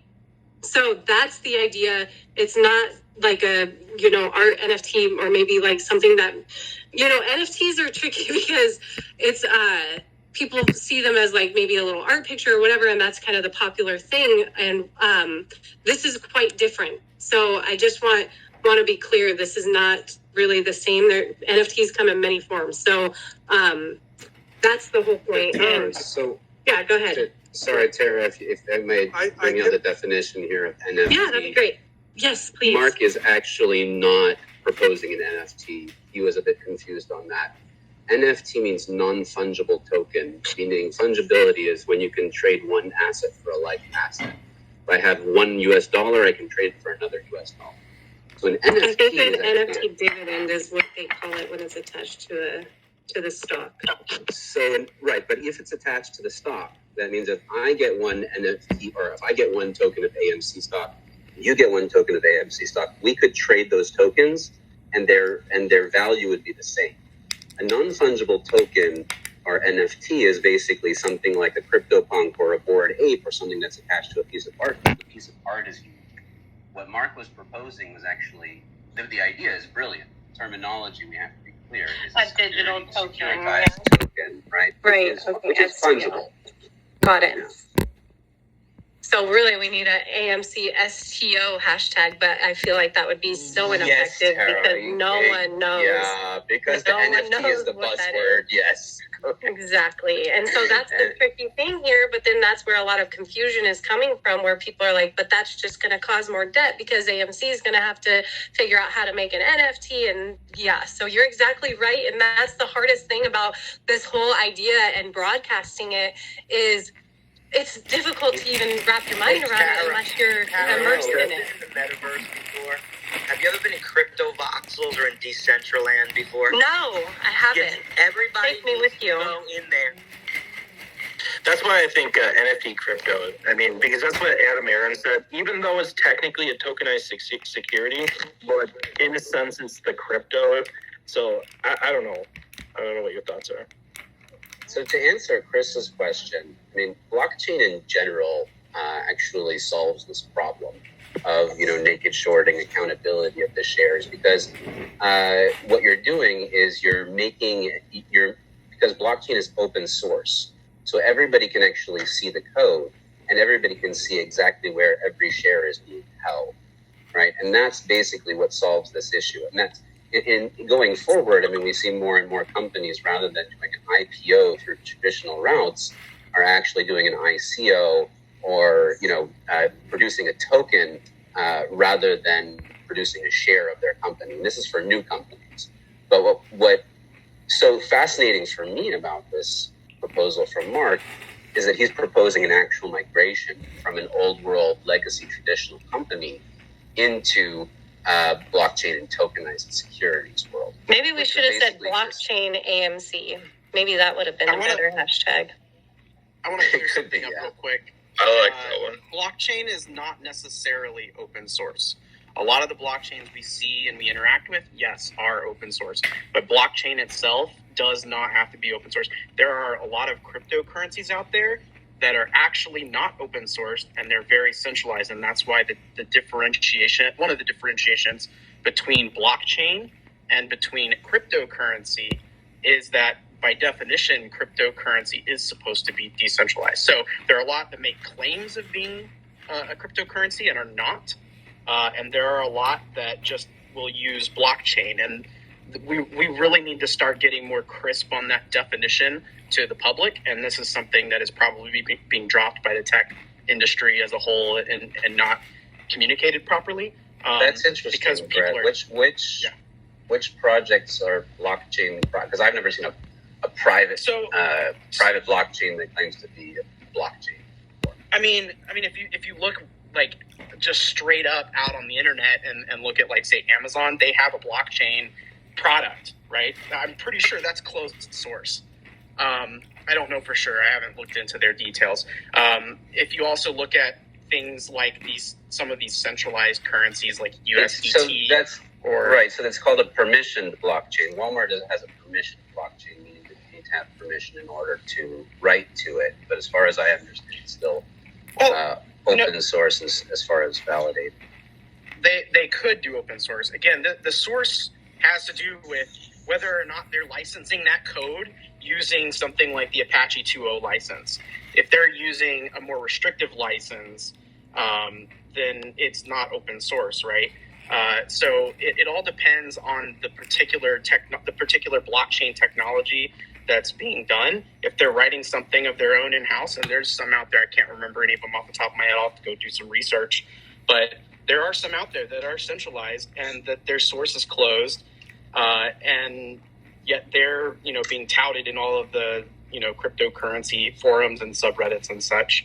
And a lot of people just don't know what they're dealing with on those, which is driving up speculation, and they get popular, and then you run into problems like I think it's Ripple. Ripple's probably one of the best examples of something that's definitely not a cryptocurrency, but people call it that. Ripple's not a blockchain. It's a distributed ledger technology, but it's not a blockchain. Well, so distributed ledger and a blockchain are pretty much identical. They're not. They're not. Distributed ledger is. I don't want to get too technical, but it's more of an inclusive, which includes blockchain. Blockchain is a distributed ledger technology, but there are also other kinds of distributed ledger technologies. Yeah. I just want to point out, you guys are walking a thin line on semantics. Yeah, it is, seriously. Yeah, it is semantic. I think, man, correct me if I'm wrong, but I think a way to simplify viewing an NFT is to put us any business contract where the terms of that contract are public for everyone to see whenever.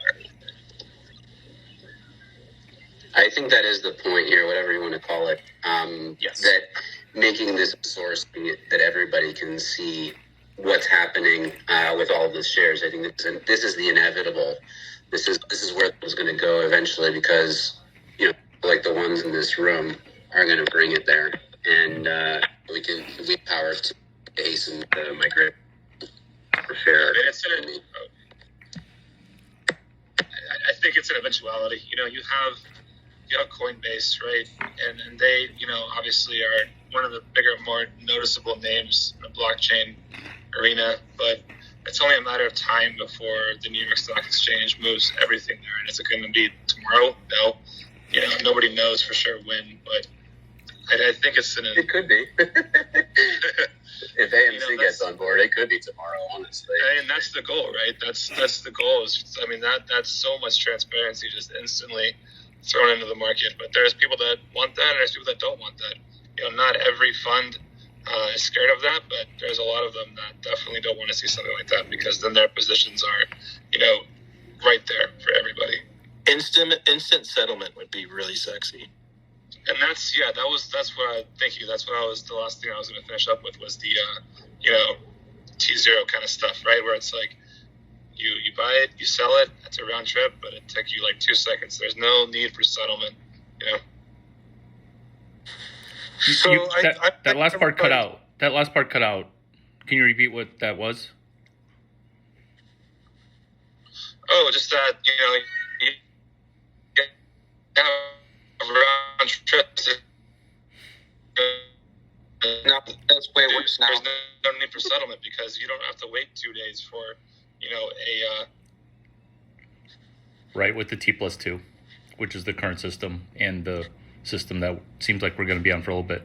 So before Marc Cohodes tried to do this lobbing a call with 2AMC to Adam Aron, I initially tried to lob a call into Adam Aron to use Bitcoin Sapio like an Ethereum NFT, but using Bitcoin Sapio to tag a dividend. A digital gift, and Adam wasn't receptive. So this is why I love this call and why I'm so bullish on this stock is that Adam Aron, just by making an announcement, hey, we're going to check out potentially a digital gift using an NFT on all 515 legitimate shares. What would you do if you're holding the bag on 2 to 5 billion synthetic shares, right? Claim bankruptcy. Bullish. And my fear is, and I appreciate everybody's comments, and I certainly don't know the answers. I'm willing to give this a shot because we don't have a whole lot of quivers left in our bag. But you said, what would you do if you were 2 to 5 billion synthetics? If you can't cover it, you go bankrupt, and then nobody gets anything. DT. We get to laugh at them. Hold on. The DTCC, it's fully insured. So even if the hedge fund goes under, like there's another bag holder writing the insurance policy. Do you think the system is fully insured? I mean, if this thing is as bad as we think it is, and again, I'm just trying to play devil's advocate here. I'm on your guys' side. I'm all for this. But if this thing is as big as we think it is, if we're talking billions of synthetic shares at some hypothetical driven up price of $1,000 a share, just hypothetically, you think the system's big enough to cover something like that? I don't think you're a devil's advocate, man. I think you're asking the right questions. That's why the game stops with AMC and GameStop, where there are absolutely insurance policies in place when a hedge fund defaults. I mean, there's absolutely, and been a part of this community since January 28th, where absolutely those insurance policies are in place to pay when the hedge fund gets liquidated. I don't think they would want to do that to the community too, because they think the unemployment rate's pretty bad right now. Wait, 1 second. I just want to say one thing.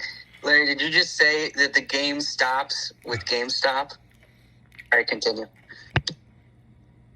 That's why it's a double entendre, and why I love AMC and GameStop is because it's a double entendre. It's almost like a triple entendre with the GameStop. That's it. That was my whole comment. You can totally. Anybody wants to talk can totally talk. I'm going to shut up now, and I'm going to step down. I'm just saying this is kind of it. We're in uncharted water here. This is what Marc is proposing has never been done before, and the results of it could be unprecedented. Hold on. And again, hold on. Well, it has been done. It has been done before. Go on. I'll come back. No. Let him finish. It has been done before. Go on. No, I was just No, saying, let that guy, you know, let that one guy finish where he said it has. He's the one who was finishing, I think. Or who are you referring to, Nick? The one who was going to say it has been done before? Larry? Yeah, Mark has. This is not Mark's first rodeo. This is his fifth, ninth, seventh. I can't keep track. But one thing that he talked about earlier, 2.5 hours ago, was specifically the Overstock situation where he was best friend. He was not best friends, and then best friends, and then not best friends with the Overstock CEO, who Mark has absolutely gone through this exact thing before, where I didn't know he got swatted by the congressman who sent Leo to his house, law enforcement officer to his house. I did not know that. And so that's how Mark likes to play, like the lone assassin, lone wolf, because this is what gets his juices flowing. This is not his first rodeo. So when you said we are in uncharted waters, but not for Mark, Mr. Cojotes, or whatever you want to call him, Alder Lane Eggs, which I asked him, like, why do you call yourself Alder Lane Eggs? That's his farm.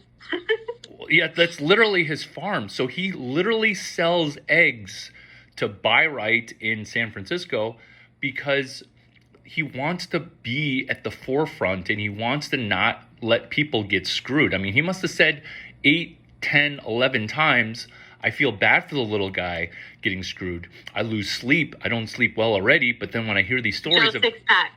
That's the signature Mark coin phrase. Sorry, Larry. Joe Sixpack. That's us. No, That's keep me. going. Keep going. No, that's exact. I was just saying the little guy is Joe Sixpack. Like, he doesn't want Joe Sixpack to get screwed. And that's what we all stand up for, right? And we don't want the buy button randomly getting removed. We don't appreciate that in January they got to say, we liked this game. We liked it when it was our game and our rules, but now that you guys are playing the game too, we're going to take our ball and we're going to leave. So game over for you guys. That's not right. That's the part that's never been done before. And that should never have happened in the first place. I'm not trying to question Mark's intentions at all. I'm just saying, for sure, I don't know that there's been this type of event that could occur from this trigger to the magnitude that we're talking. We're talking probably bigger than the mortgage crisis of 07, 08, whatever that was. And we're certainly talking about the damage that it did to the market, COVID did to the market. This would be a huge event. And I'm not so sure we come out of it in great shape either. Well, let me give you this for We, confidence, the right? AMC shareholders. So let me give you this for confidence, right? The U.S. stock market is one of the global leaders. Right? It's huge. It makes up our nation, really, honestly. And if they cheated people that invest in that stock market, it would set the precedent to the rest of the world that the U.S. stock market is trash. So they have to honor that, or they will lose their stock market. Well, I hate to be devil's advocate, but we've already had things like similar, not to this magnitude, to this happen, and everybody went right back into the market later down the road, and the losers in the event were the losers, and things, the machine just kept going on and on and on. Again, I'm not trying to be Mark stressed that the only money that you should put at risk is money that you're potentially okay with losing. But this situation's special. And this is Occupy Wall Street, but with an investment thesis, with a Bloomberg terminal, where we as individual investors collected up as, if you want to self-label yourself as an ape or a savvy individual investor or whatever non-trigger phrase, but the people here, we caught hedge funds doing something that happened to Toys R Us, and it's almost going to make me cry, but look at how many companies like Blockbuster that just got ruined. Yeah, I agree. We caught them. We've got them. I'm long. I have shares. I think we're in a great position, and I am risking money If I Really lose quick, it, I just wanted to say really quick that that's something exactly what you were just getting emotional about is what Mark is so passionate about. And yeah, he's a well-known short seller. He short sells. Those are the people we're supposed to hate, right? So trying to bring Mark into the fold has been nothing short of a pain in my ass because I love the man. I love what he represents. I love what he stands for. Yeah, he's a short seller. That's what he did. That's what he, is known for. But what he was, the companies that he was short selling were doing nefarious things. They were pumping and dumping their own stocks and doing things that are illegal. So, I mean, just keep in mind, he wasn't short selling innocent American iconic companies like AMC. Those are the people we're up against. And those are the people Mark has decided to join forces with us to stand up against, which, I mean, at the end of the day, if he has, some other intentions here, as far as I'm concerned, he has not shown or given me any reason to believe that, he has any other, whatever people want to claim. I've gotten all kinds of, I can't even tell you, all kinds of messages, all kinds of claims about Mark and why he's this and that. And at the end of the day, I've watched enough of his podcasts and his videos. I've, read enough articles. I've done enough research on the man. I fully believe in Mark. I fully believe the benefit of having Mark on our side in this situation is that we are getting more people's attention. We just had Rich Greenfield, remember? Price target to AMC to a penny. You guys remember that guy? We just had his partner in this call listening and DMing me. Okay? So just keep in mind, we are getting people's attention and there needs to be more eyes. This cannot, the worst thing that can happen in this situation is it gets swept under the rug. And that's the beautiful thing about having so many people like me, like you guys, using their voices, using social media, using whatever means necessary to get the message out there and not let this thing die. Having someone like Mark on our side, the guy talks to people that we could never even reach. It's amazing. It is amazing. So just keep that in mind.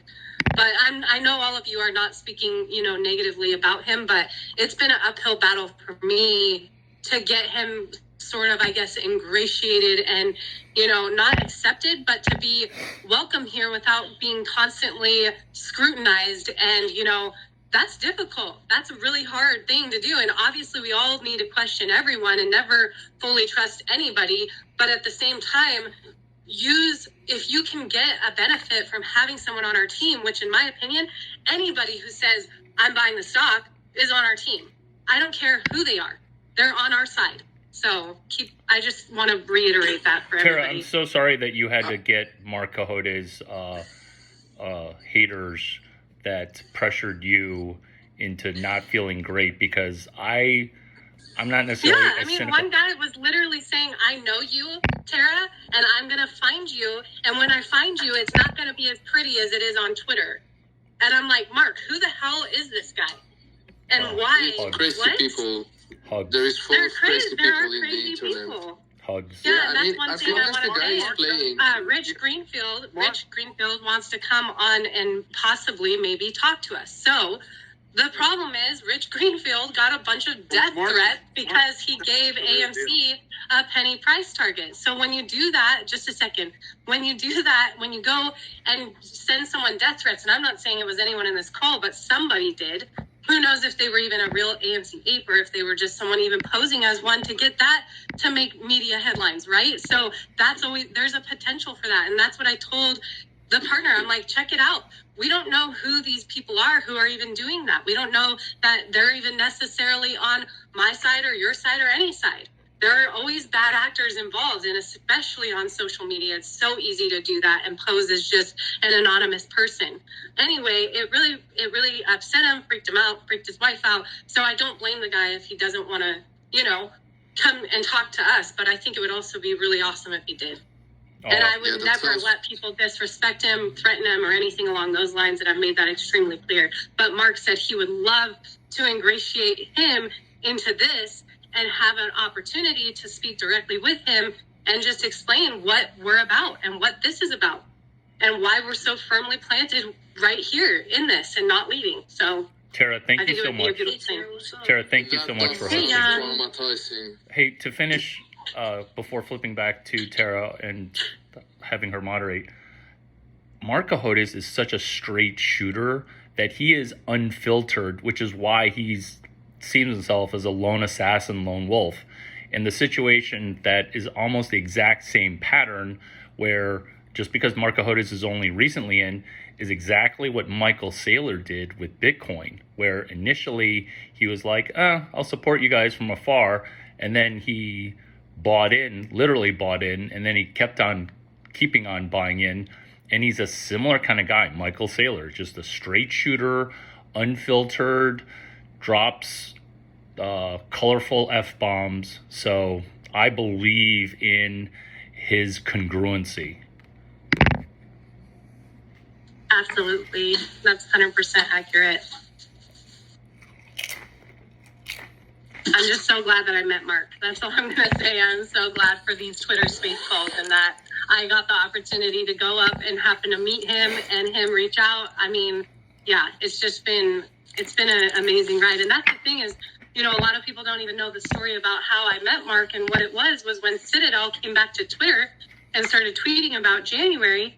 All of a sudden, Marc was here on Twitter, and he was in a space call with Edwin, a friend of his. And so I went to the call and requested to speak, and after they were done with their spiel, they let me up. First person they let up, my first ever interaction with either of them, and it was amazing. I wanted to just kind of drop something and then get out of there because they had a bunch of people who wanted to talk, and including the Emily account, which was supposedly someone who worked at Citadel. Still don't believe that that's necessarily true. Whatever. Anyway, it was just really cool that he ended up reaching out. So it wasn't that he came to find us or tried to get himself ingrained into this. I went to him initially. And I saw this as an opportunity to have someone else who has a bigger name, a bigger voice, and an opportunity to reach more people and not let it die. And so I think that's ultimately what we're seeing now, and I love it, and I appreciate it, and I hope that he's ruffling a lot of freaking feathers right now. I really hope he is. He's ruffling a lot of feathers, and the thing about Marc is he's definitely the real deal. He's definitely put his money in, and the guy has a lot of enemies on Wall Street. He's made a lot of enemies. He doesn't bullshit people, and up until this situation, he would be probably have considered an opportunist, and maybe he still is an opportunist. He's put his money in this because he knows he's got something good here. So it's all good, Tara. You sound like you've been beaten up a little bit. Hang in there, stay strong. We're with you. I've been beaten up more than a little bit, but I've been beaten up way worse in my real life. So it's nothing that I'm afraid of or concerned of.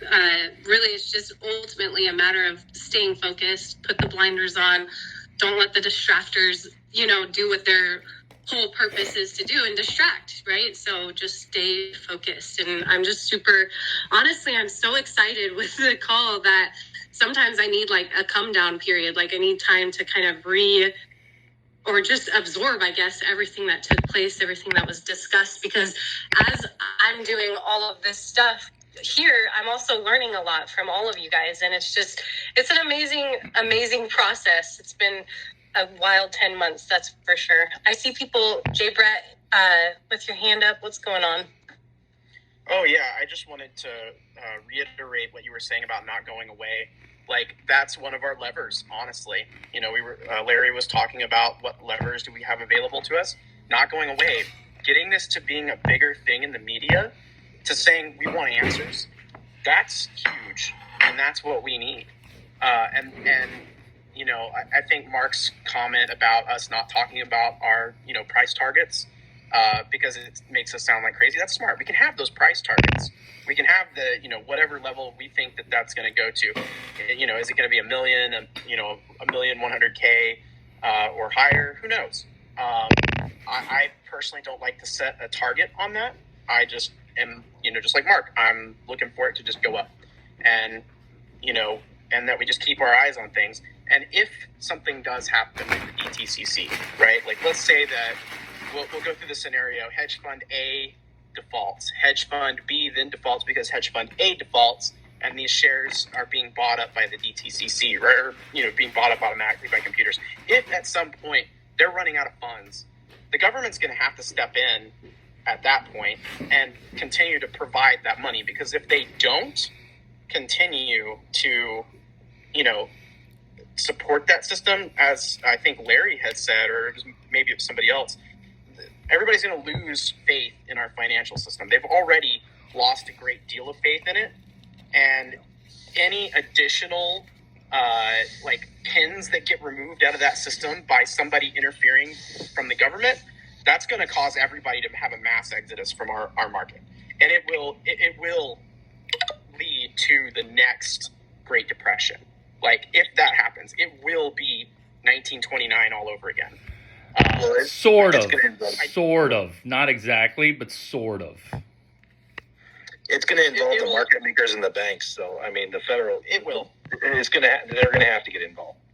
What I mean is that when the government comes in and steps in and deteriorates the last remaining bit of trust in that system, and it collapses, then we'll stop being the reserve currency, and we will see massive economic decline, and it could be very well as bad or worse than 1929.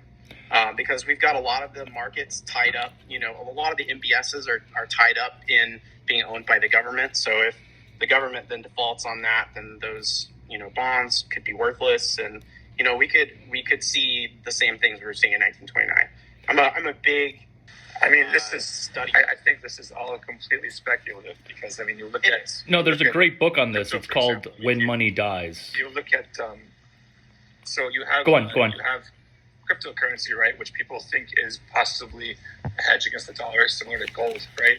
But then there's other people that will tell you that crypto and Bitcoin is over leveraged, and when it falls, the leverage is all going to fall in on itself. So it's really just one person's opinion to the next, and I understand, but I just don't. I don't want to go too far down the route of this is going to be the end of civilization. On a positive note, the way that money dies in America is pretty positive. Where in Weimar Germany, when money died for the 5,000th time that fiat paper-based currency died, the situation where the United States currency dying is far different. Where what's the next best alternative? It's not going to be Bitcoin as a reserve currency inside of the next 25 years. And is China going to have a reserve currency? I don't see that either. I just see it as there's a positive side to this, which is a engineered strategic default, where those three words, that's what America's great on, is when you declare bankruptcy, somebody reshuffles and then re-ups. Remember, no property gets destroyed, it just gets redistributed. So some of the doom and gloom things, I can see how that's one possibility. And remember, we're not dealing with absolutes. It's a spectrum of possibilities.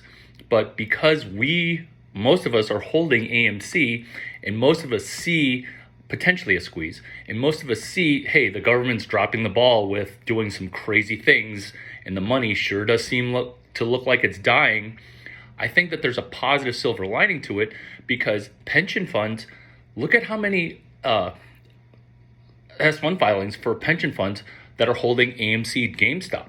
And those pension funds, I don't see them as going into default. I only see them as an ape, not a glorified ape, but just a whale of an ape. And so some of these things that might seem, America's just going to slide in, be country number 12. I don't see America dropping outside of the top 2 in the next 50 years.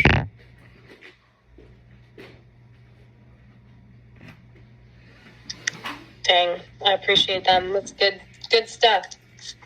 I love these conversations. Sometimes I forget that I'm hosting and I have to fill in the dead space when people stop talking. But Money Lobster, I know you've been waiting to kind of get in here and say something. What's going on? Sure, thanks. I've been a long-time follower of Marc and the whole overstock story and everything else associated with those miniature venture companies for the last 3 or 4 years. So I'm 100% behind Marc. He's obviously has an interest in the success of Overstock and T0 and all these other companies. So I'm sure he sees the opportunity to come help in this situation also helps T0, right? Get an opportunity to help another company. My thing is, we've seen this happen before with Overstock, right? When Patrick Byrne or whoever it was came up with the idea to issue a digital dividend, digital NFT, whatever you want to call it, it was something that, the other guys couldn't come up with. But what happened was the government stepped in and forced Overstock to delay that for 6 months or 9 months or whatever it was, right? Because Patrick Byrne wanted to do it right away and put the squeeze to him, but he couldn't. So the government basically put the kibosh to it. I don't know how to exactly want to describe that, but you can look up the filings and figure it out, right?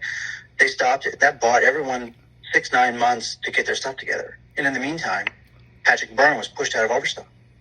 So I don't, this will give, attention to the situation, but this isn't going to cause, AMC to go to the moon or the stock market to collapse because they don't believe in the system, right? This is one company. It's not that big in the grand scheme of things. Look at the banks that blew up in 2008, right? This would bring attention to the situation, but it's not going to be the perfect poison pill to solve the problem either. It'll help, but I don't know that you can. I wouldn't bet my life savings on AMC because I think this is this or anything like this is gonna. Did Patrick Byrne end up winning against the government, or did he end up losing against the government? I'm not sure if you're talking about his fight with short selling, or if it was just he ultimately got pushed out of the company. He won eventually. I think the government just said, "Hey, you can't do this digital dividend tomorrow because that's going to cause a problem, right? The market's going to be in turmoil, or whatever, or this one company is going to be in turmoil." They basically forced them to delay this process, right? But then he won against the government and the lawsuit from Goldman Sachs against Overstock. He won that too, did he not? That's correct. Yeah, but my point is that this is, if AMC decides tomorrow they're going to think about it or going to actually do something, it's going to take so long. It's going to give anyone that's in a pinch a lot of time to figure out what to do. That's what but it doesn't matter because they're still going to be in the same pinch. So either they're going to have to cover or they're going to have to cover. So that's the whole pinch, right? But Overstock, we're going to squeeze them out. Overstock didn't implement it 100% correctly either, right? There were some ways to get around it. There were some loopholes, but guess what? We've learned from that, right? Mark's learned from that. We know how they can get out of it, and we're looking forward to see how they can get out of it in the future as well, right? So there's millions of. I spend 16 hours a day dedicated to this most of the time, right? I will find it, so I don't give a fuck. We're going to the moon. So what did Mark say was what he expected was going to happen? He was there through this whole thing, right? What does he believe could happen at a high level? Because I wasn't able to make the call early on. What he believes will happen is we will either be proven right or proven wrong. There are naked shares or synthetic shares that need to be accounted for, or there aren't. But did he describe how it happened with Overstock? Because in theory, that already happened with Overstock, right? But Overstock isn't AMC. This is a whole different monkey. I don't think you can necessarily say it's the same situation at all. Can you quantify that though? Yeah, right. We think everyone owns the float, but do we? Yeah. The shorts. I don't know what the short ratio was of Overstock, right? I mean, it was just. Yeah, I think it was over 100%. Lobster, I think the best thing would be if you came back and had this conversation directly with Mark, because he's not here. So I think saying what did he say or what about this, and then trying to argue any points that he would potentially make here isn't really possible. I'm just curious. I'm not arguing. Mark's more capable of figuring out something. No, I'm saying me trying to argue his points or anybody else here, but we can discuss it, but no one can really speak on Mark's behalf, is what I'm saying. Something that I remember Mark saying was talking about Googling the deposition of Overstock and Marc Cohodes' expert testimony during that deposition, and how he talks about acing depositions and how he's off the cuff and unfiltered during depositions, and everything he said during that deposition, which Patrick Byrne won, is completely transparent and available if you type in Marc Cohodes' deposition Overstock. And that's why I'm bullish about AMC. Yeah, if I could jump in here, I appreciate the information that Money Lobster brought. But yeah, I was also into Overstock at the same time, and there was a period of time where my recollection is the stock was trading around $5-6, and then there was the anticipation of the digital token, the dividend token for Overstock, trades on T0 as OSTKO. And leading up to it, there was this crazy rally. In fact, if I can, find the date that it was, but it was like this roller coaster ride. The stock shot from there, 5-6, I recall, to 19, almost 20. And Patrick Byrne had said after the fact, had it gone like over 20, the dam would have broke and this thing would have went apeshit. But what happened to what Money Lobster said, yes, the SEC stepped in. Somebody, I forget the details on it, but somebody made a call, back channels, and somebody got tipped off that the SEC was going to step in, and then the stock, backed off. So, when you get into these types of situations where, and I think, someone was saying, well, how much of Overstock was short? I always remember hearing like speculation, 103 to 120% or something like that. And AMC might be way over the moon beyond that. I'm a newcomer to AMC and just the things that have been said here. But, like as far as security tokens, I have an account with T0. You can go sign up there. And there's already American Films. That's a security token. Aspen, properties, resorts. You can invest in that. T0 is the dividend token for T0, the ATS. OSTKO is the Overstock dividend shares, and Exodus, which everybody knows the Exodus wallet, that's available for trade there. So to me, I just don't see why people at Overstock wouldn't be all over AMC to come in and say, here, like, do just what Overstock did. Offer, if you, for every 10 shares you own, you get one dividend token. And that's essentially what, made it so that, the shorts had to basically come in and cover. It wasn't like a seismic rise, and Overstock has been killing it as far as their earnings calls, etc. They've been, just blowing things out. And, but that to me was like the start of it, getting this, this monkey off their back, that and getting rid of Patrick Byrne, just because, to be honest with you, the guy's, he's a genius, but he's not the person that you want running, your day-to-day operations where you got to be real disciplined with what you're doing, etc. He's just a visionary, an amazing person. And then just to quickly talk to Marc Cahota's, this isn't a guy that just goes after companies. He calls it smash and grab. He doesn't do that. He went after one company with another guy because the catheters that they were putting into people, they're running it up a vein, and they actually have the video footage of the catheter exploding in the person's brain, and the person's dead. And there was many deaths associated with that, and he stayed on that story. It took, a bit of a hit, although, the stock is still up there, but took a bit of a hit when they had to actually do the recall. So that's Mark pressing for the right thing to be done. And then, he talks about MiMedx and just everything that was there. You had a CEO that was alleged to have,